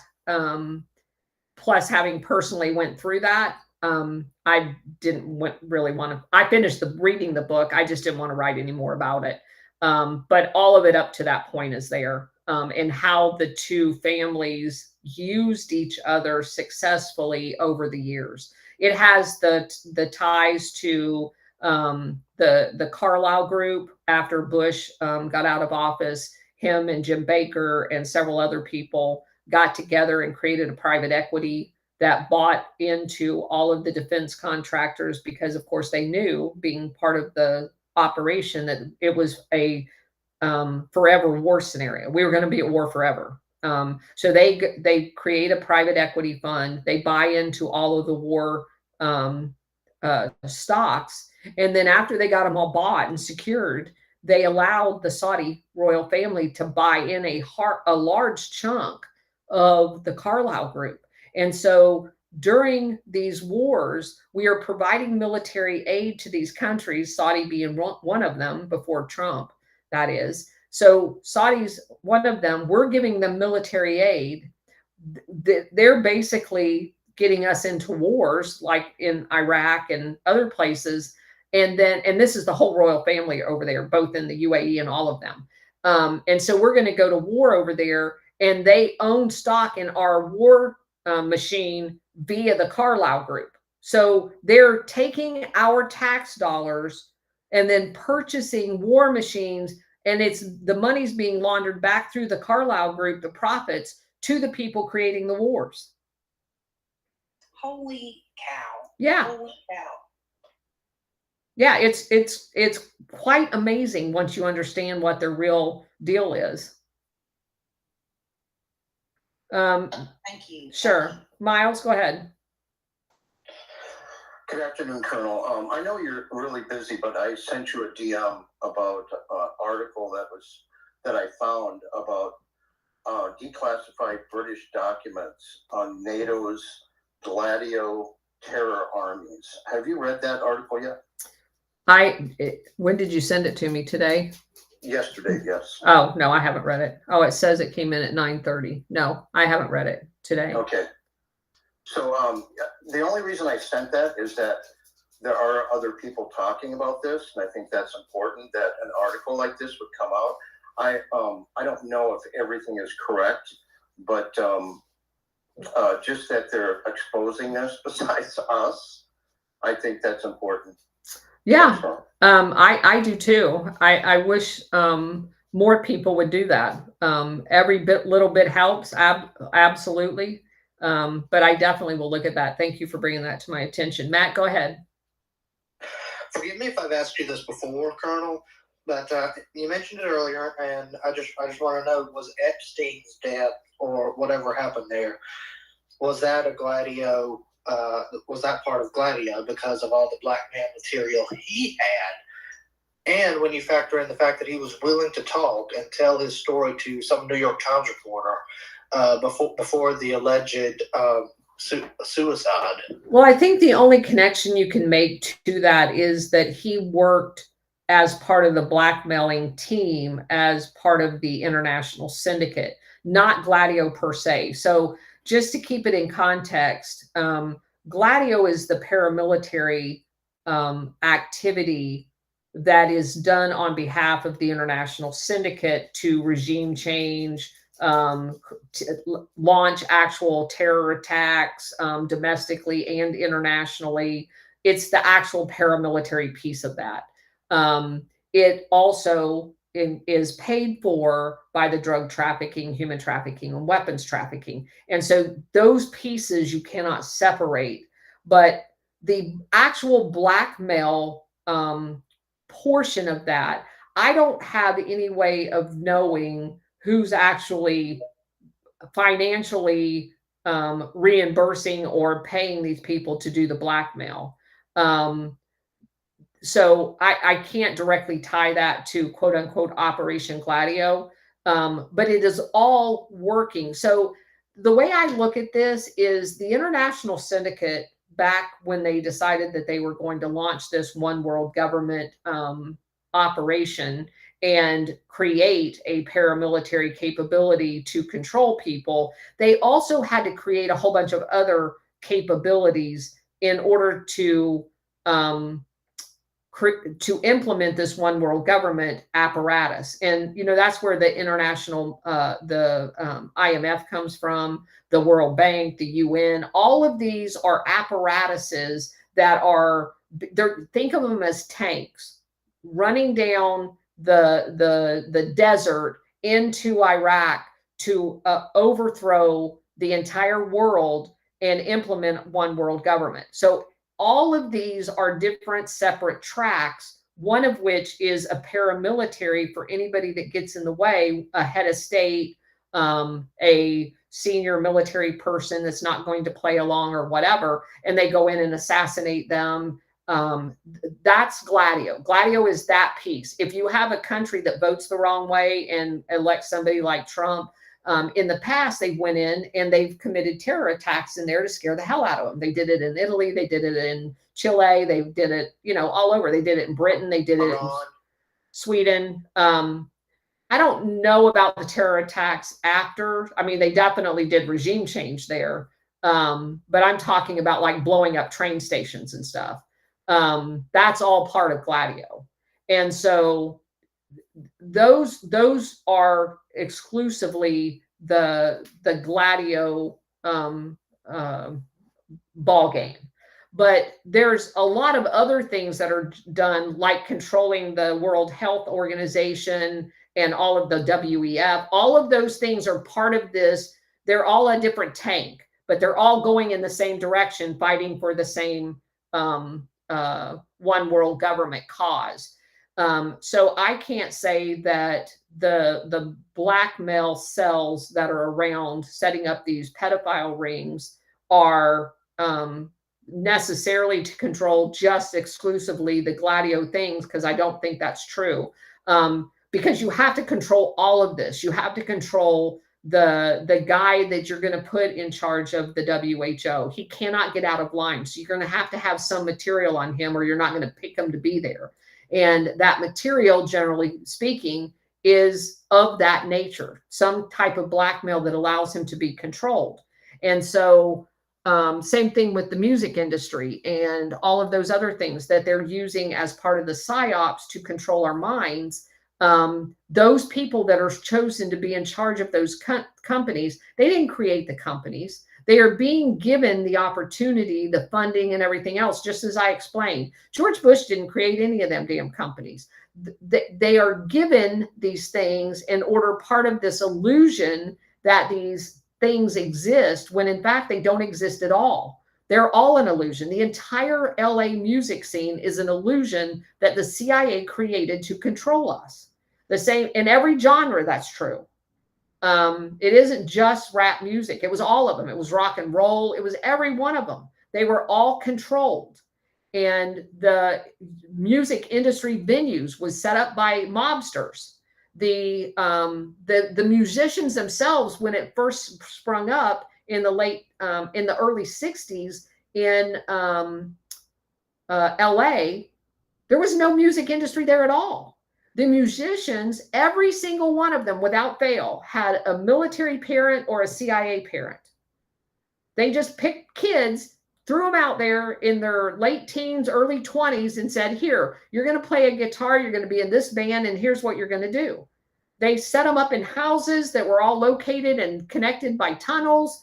The whole thing is crazy if you do a deep dive into the initial music scene out in LA. They choreographed the creation of hippies. They designed their hair, their clothes, everything. It was all a big show. So a lot of people... Why do it in LA? Why do it in LA? Yes. As opposed to some other city like because they had already set up, or DC or some other urban city. Because they had already set up the Hollywood out there, and they already had the people they controlled out there. The mafia that they used to set up the music venues, I don't remember any of the names. Some of them are still there, as a matter of fact. They were the same mafia families that basically took over the whole Hollywood, or created the whole Hollywood. Look at the people that they originally brought from New York out to Hollywood to set up the movie industry. They were all mafia, both the Italian mafia and the Jewish mafia. They were together, both in New York, and they just created elements out in Los Angeles in the movie with, Walt Disney, all of them. And then they moved an element of that to Las Vegas and set up that whole scene. It's all been choreographed, every bit of it. Annie, go ahead. Yeah, but all those scenes did involve child trafficking and stuff like that. The Disney, the music, the Hollywood, the Vegas, they all did. But Annie, I don't use MySpace for that. There are so many spaces that talk about that are experts in that, and I'm not. And that's the same way with people who want to come in here and talk about the MK Ultra piece of this pie. That is a very real thing, but we don't talk about it here because I don't know enough to talk about it. And it's just not in my job jar, which is why I don't talk about it. I don't know enough about the whole child trafficking piece of it, only when it comes up, like the Marc Dutroux thing, because he was part of the network that was exposed in Belgium when they uncovered Operation Gladio there. Because his name came up, I did research into him. I presented that research as part of Operation Gladio because his the people that he was trafficking those children to were there under the guise of NATO at meetings and stuff like that. So it kind of dovetailed into that. The same way with BCCI. BCCI was a CIA and the entire network, money laundering, drug trafficking, and weapons trafficking entity. The fact that they used young people, trafficked them and supplied them to the people that were there for meetings is part of that story, but I just don't concentrate on that because I don't know enough to be expert. It's not my background. So. Okay, yeah, and I just wanted to say also, the more I hear about the Bushes and Cheney, the more they disgust me. And I think I may have voted for like a Bush here and there or somewhere, but I don't remember. I was probably in high school. Well, I definitely voted for him because we didn't know any of this stuff.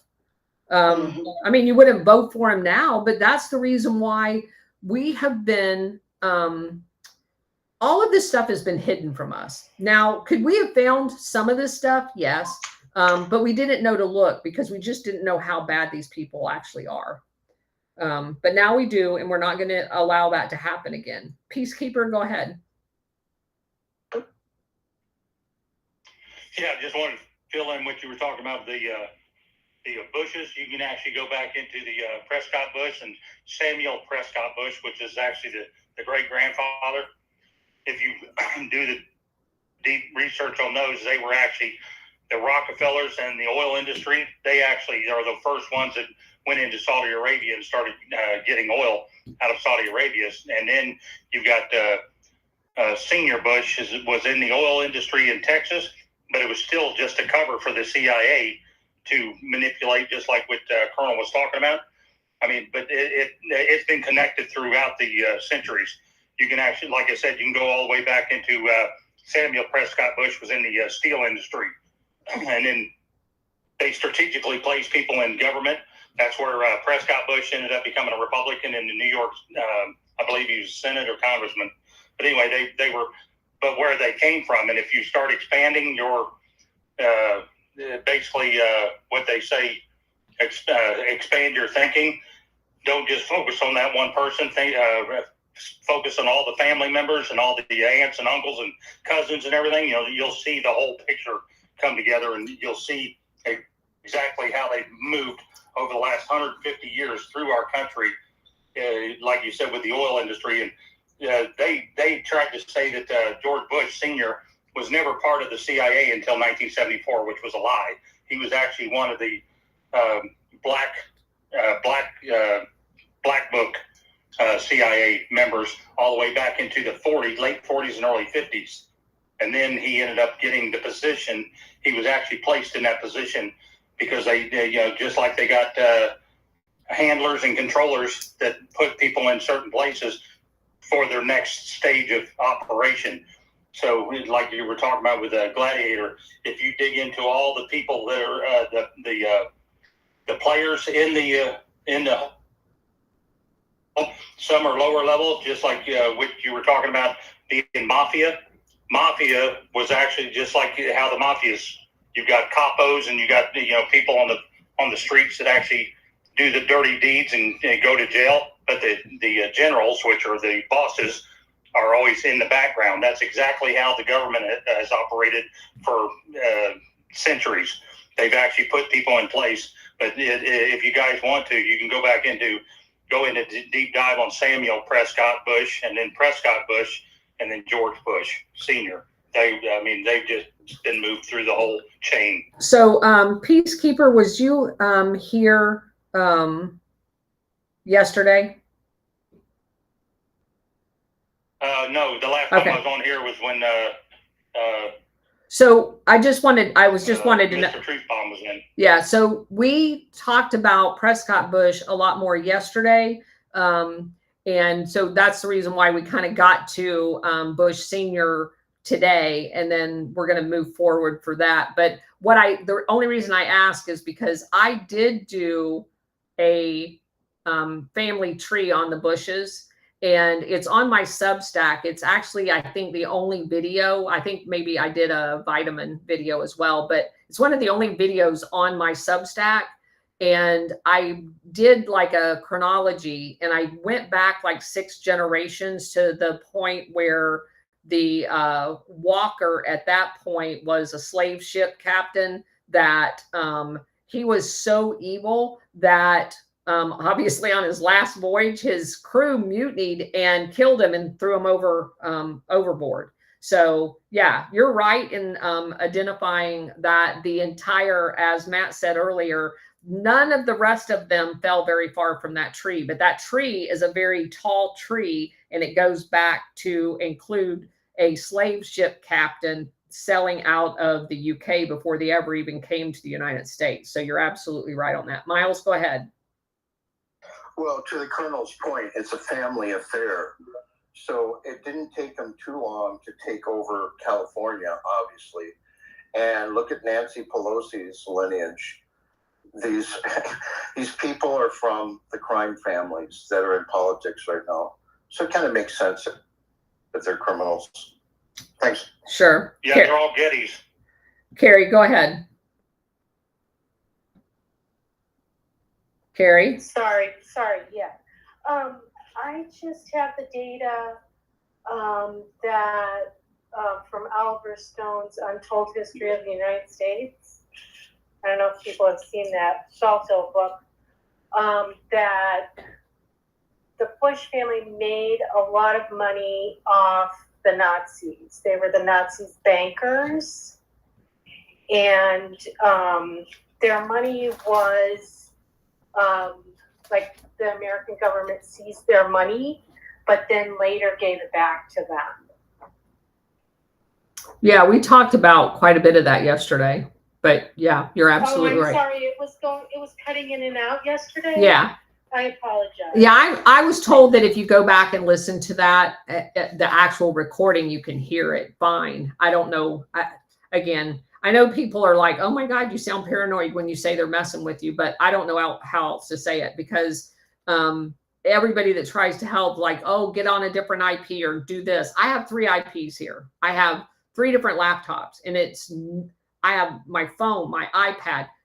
There's no combination that is not messed up when I do these spaces. As a matter of fact, this is probably one of the most normal spaces, and the only space in the last 2 months that I've not been kicked out of my own space, at least yet.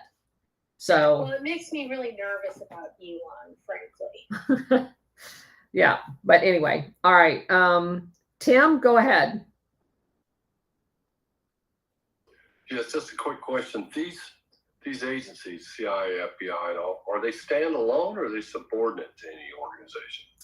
So the CIA specifically, according to a wiring diagram, is supposed to report into the president through the National Security Council, but I can guarantee you that they do not on all instances report through the National Security Council to the president. As a matter of fact, and I don't have any feel for the percentage, but even if they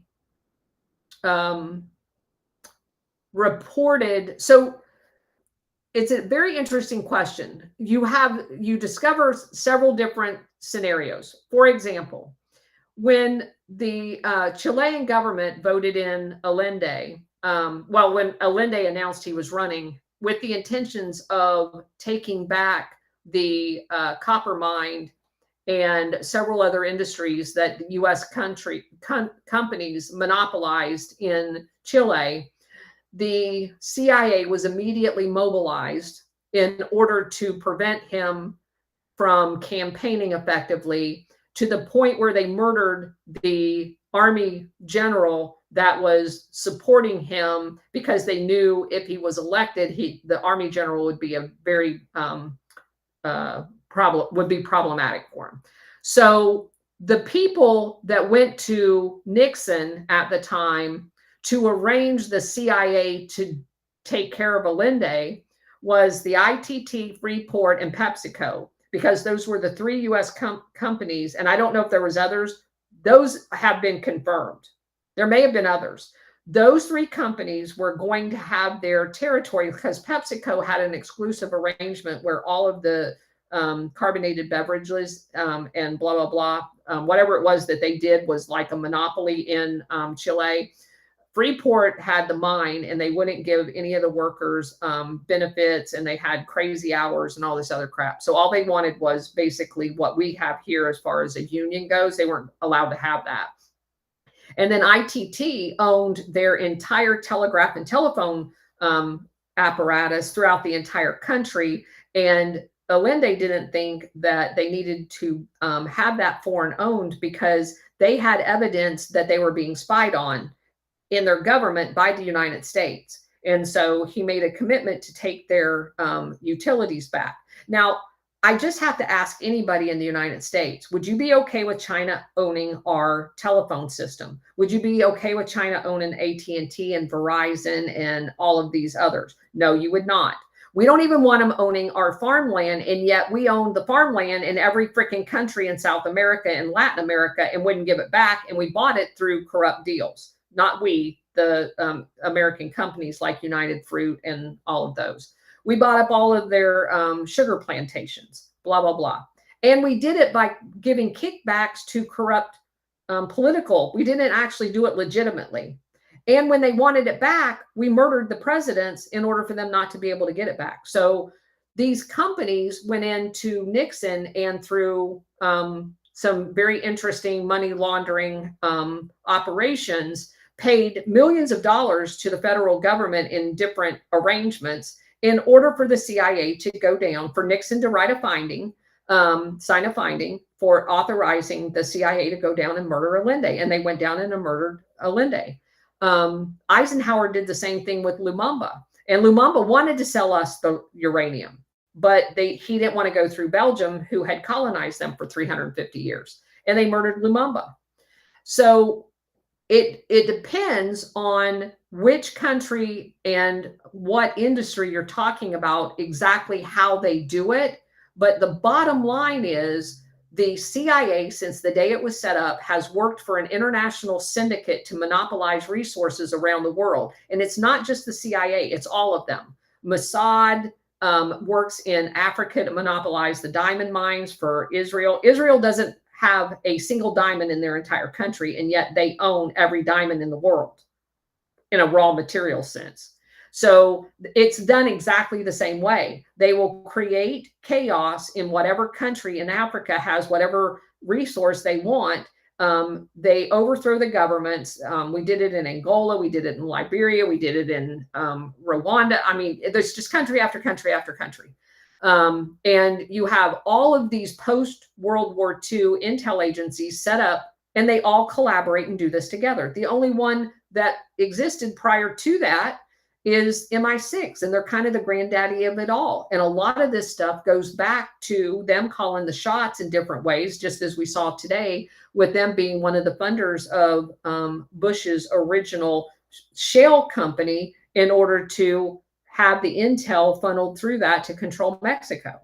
So there's different scenarios in different countries, but it all falls in a very similar pattern. Peacekeeper, So- go ahead. Go ahead. This could be the cabal they're working for? Or I don't, deep? I don't refer to them as a cabal or deep state, because I think words matter. This is an international criminal syndicate. To me, the cabal is too generic. The deep state, too generic. The blob, way too generic. It is an international criminal syndicate that is controlling the world. Thank you for your time. Sure. And it's made up of bankers, industrialists, and they're all in bed together. And their goal long-term is to install one world government that looks like a fascist dictatorship around the world. Peacekeeper, go ahead. Yeah, you're talking about the organization is the Council of Foreign Relations, which was the predecessor to the UN. That's if you look at all the people that have actually been installed in different governments, that's how they were able to get to everybody around the world, and use the deep state arm, the black ops, to implement their plans for a new world order. But the Council of Foreign Relations and the Bilderberg Group, and there's another council that have been around since the right after World War IV or World War II, and that's why they call it, what we're into right now is the Fourth Reich.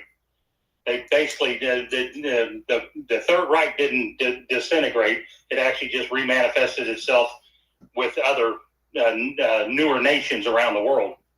So, yes, but it goes back to, as far as we've traced it back, is the Fabian Society in Britain.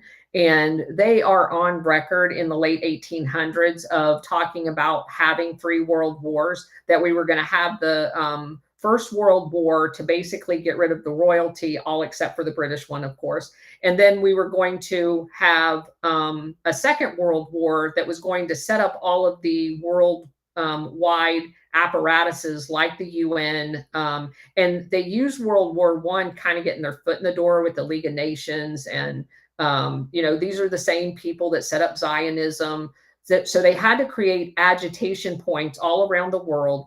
They called it the strategy of tension, so that they could draw boundary lines. And the only way you can draw boundary lines is having world wars. And so after each world war, you created different countries, new countries, countries out of whole cloth that were immediately at war with their neighbors, so that, and we wouldn't allow Korea to have a unification election. We went in there and specifically agitated the South against the North. We did exactly the same thing in Vietnam. It's so that they could have a perpetual war machine and create these agitation points. We did it in Formosa, which is an island of China that we called Taiwan, so that we could use it to be another agitator of China. They have to have these tension points in order to fearmonger and control us. The Council of Foreign Relations is certainly one of the elements of that entire apparatus. It was the sibling or the child of the Royal International RIIA of England. That was the predecessor to the Council of Foreign Relations. And so all of this comes originally from the UK, from Britain. Both back in the late 1800s with the Fabian Society, Zionism was born there. There's just a lot of this stuff that when you start tracing it back, you can find the best book for the actual chronological history of Operation Gladio is Cynthia Chung's book, the book that says the empire that the black sun never sets. It is excellent in going back to the late 1800s and all of these institutions, to include the Bilderberg. She mentions all of them and how we got to World War II and beyond as it set up the Operation Gladios from there forward. Illini, go ahead. Hey, Colonel. You may have mentioned it, on this thing. I heard your full call a couple days ago about the Millie Weaver stuff. Millie Weaver came out with this video showing Lisa Vivian and John and James Williams basically planning January 6th and having basically this whole group chat of Antifa, affinity groups basically activating to put together protests, as well as January 6th, and a lot of them were Soros affiliated. There's arguments out there that there's some risk to this, that, we're getting it through this conservative activist, and it's possible it's a deep fake, it's possible it's a false flag, it's possible it's Russian misinformation, but it could also be kind of the, actual evidence going on too. So I guess my question, well, first off, one thing that I did track down is Millie Weaver, does actually, you're able to find her in Ohio. If you type in... Yeah, I saw that. Thank you for doing that. Yeah. You can track her down. Yeah, I saw that. The other thing is, I guess my question would be like, if I'm at DOJ or if I'm in the Trump administration right now, my plan for dealing with Soros and these affinity groups would just be to shut it down using civil RICO. You can go into court and basically say, look, we can prove by preponderance of the evidence, not necessarily beyond all reasonable doubt, that George Soros' organization has been involved in the funding of, 2 predicate, racketeering, crimes. And we need to freeze his assets because this is illegal activity. And, we're not to the forfeiture hearing yet. We're not necessarily to, criminal punishment, but the court can order everything frozen on him. But the question would be like, how many other organizations are there out there, do you think, that, are activating beyond just George Soros? And could this be a feasible strategy for just shutting everything down without, having, a whole bunch of, retaliation and panic, but at least taking away the source of funds for it? So you just said a whole bunch of stuff. All right. No, all good stuff. All good stuff. No, thank you for, number one, for being here and following up on that. Yes, I did see where you said that she was from Ohio. So again, the reason why I brought that up is because in an information war, people who come out and begin talking about the backdrop of January 6th and emphatically limiting it to a particular group, and that group has no ties to the CIA, and the CIA is not mentioned in any way, to me, is a red flag. Because we know unequivocally that there were Ukrainian assets embedded in January 6th. We also know that the CIA has done since World War II, trained terrorist cells in Ukraine and is responsible for the entire Azov, right sector, all of that stuff, to include arming them, training them. They are Gladio. They were started as Gladio from Bandera and Ledbed, all of them. Stetsko, all of them were created as part of Operation Gladio while it was still under Hitler, by the way. So if you're not going to go and tie these ties back to the origins and all of the apparatuses that was used, and you're only going to pinpoint it on one particular thing, where do you think Antifa gets its training and funding from?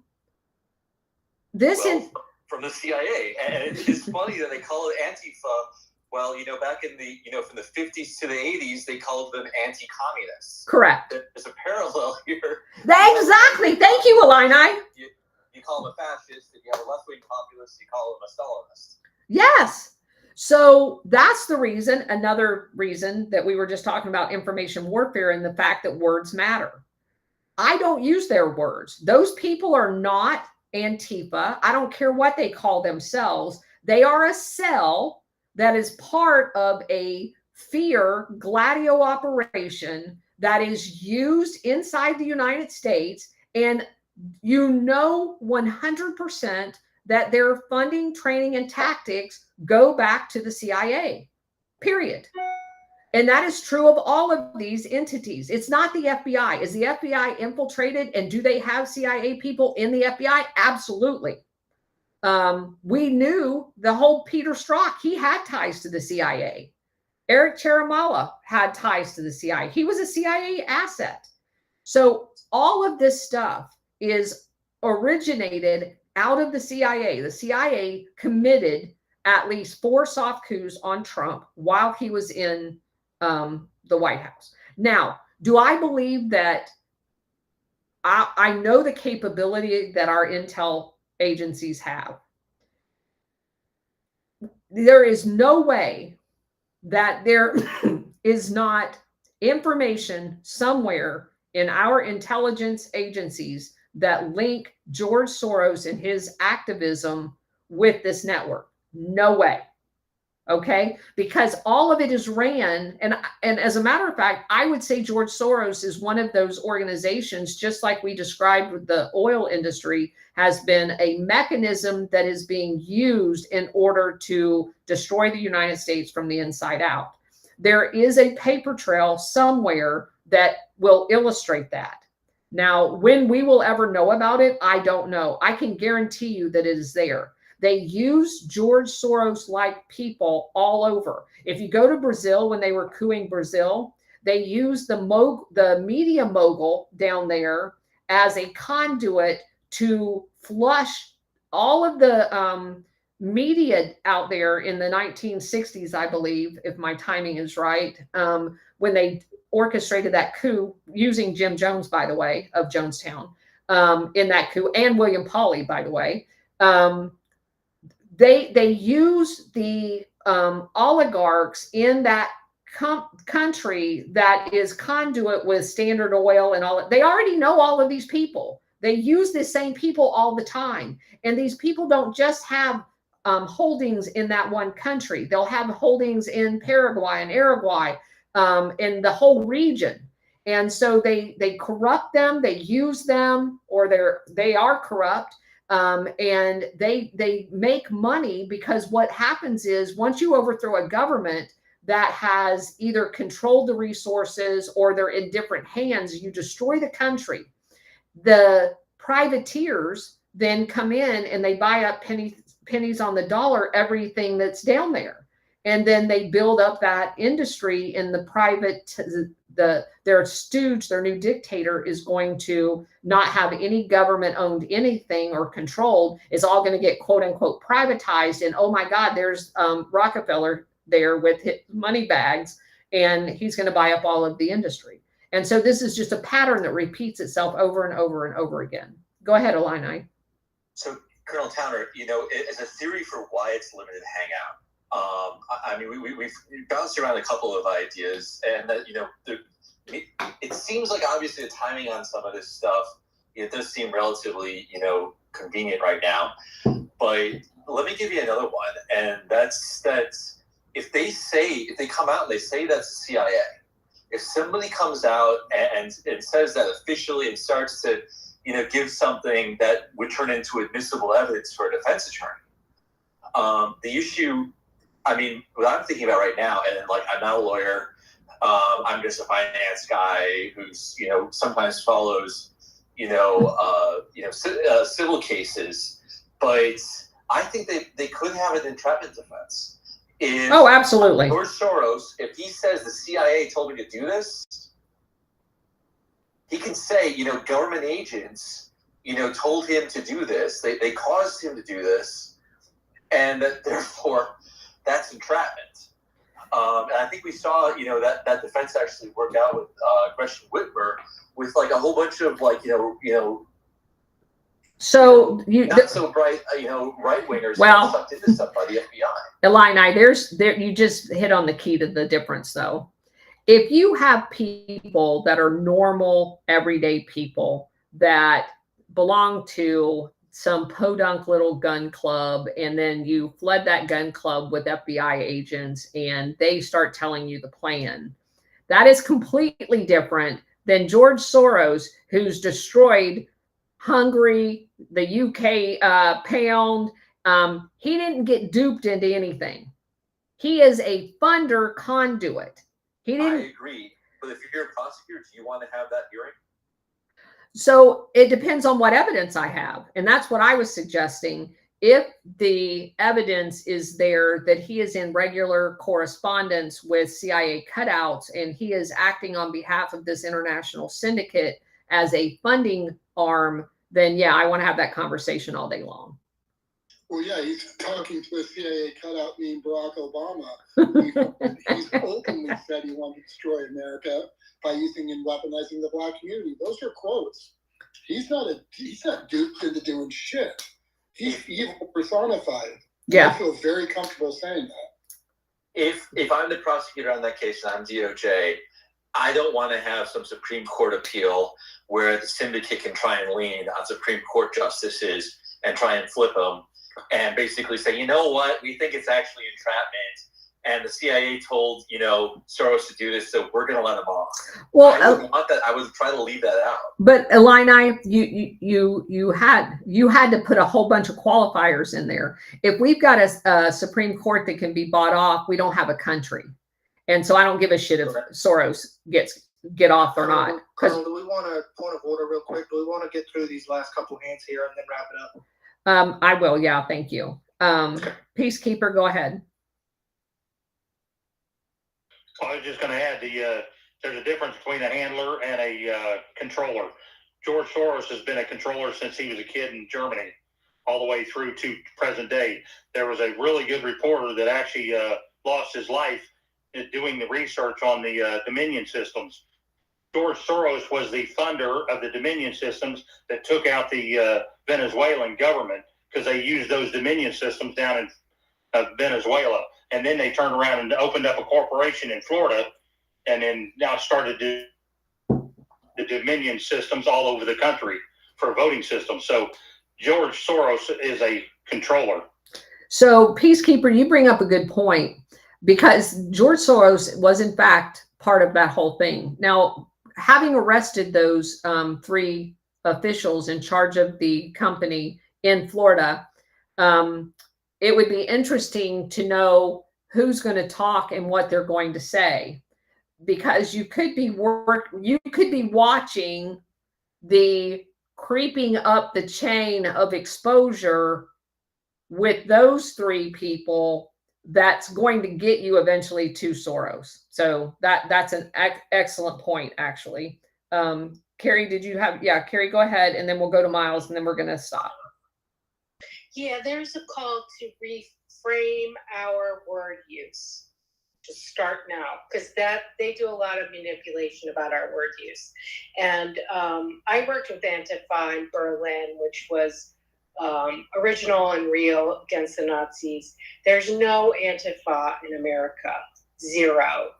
If you do something, if you try to make a change, they're going to infiltrate your ass, period. That's just part of the game. But also, I wondered, I had a question, Colonel, about, restructuring and stuff. Do you know about this, because you mentioned Allende, do you know about this Project CyberSyn? You know anything about that? No. Well, he started using computers to balance everything, like materials used, everything. What do we got? What do we don't got? What do we need? And he was like, this is in the 70s, he's using computers. So incredible person, genius, total genius. Anyway, I recommend looking into that. Oh, you're talking about the system that they set up in Chile? Yeah. Yes. I do know about that. I didn't remember the name. No, that system was talked about as to why Allende was such a threat. I do remember that. It was like one of the first countrywide use of a computer to basically effectively use resources within the country. And they were scared shitless that was going to get out, because that would totally destroy their bureaucracy and the redundancy of all of this overhead that you have in a government. And that absolutely, and Allende was one of the main sponsors of it. Yeah, that was very exciting. Thank you for bringing that up, Carrie. I completely. Yeah, it was totally his idea.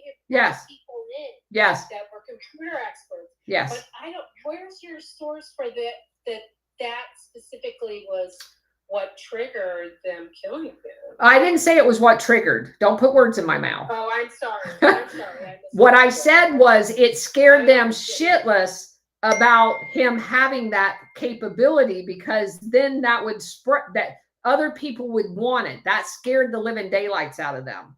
And it's in one of the books that I read about the overthrow of Allende. And I'm not out in my cottage where all my books are, but I will go out there tomorrow and see if I can find which one that talked about that computer system. I was fascinated by that. I would love that information. Thank Yeah. you, Colonel, because I'm in love with that. That is so Yeah, and thank you for remembering that. I completely forgot that aspect. Miles, go ahead.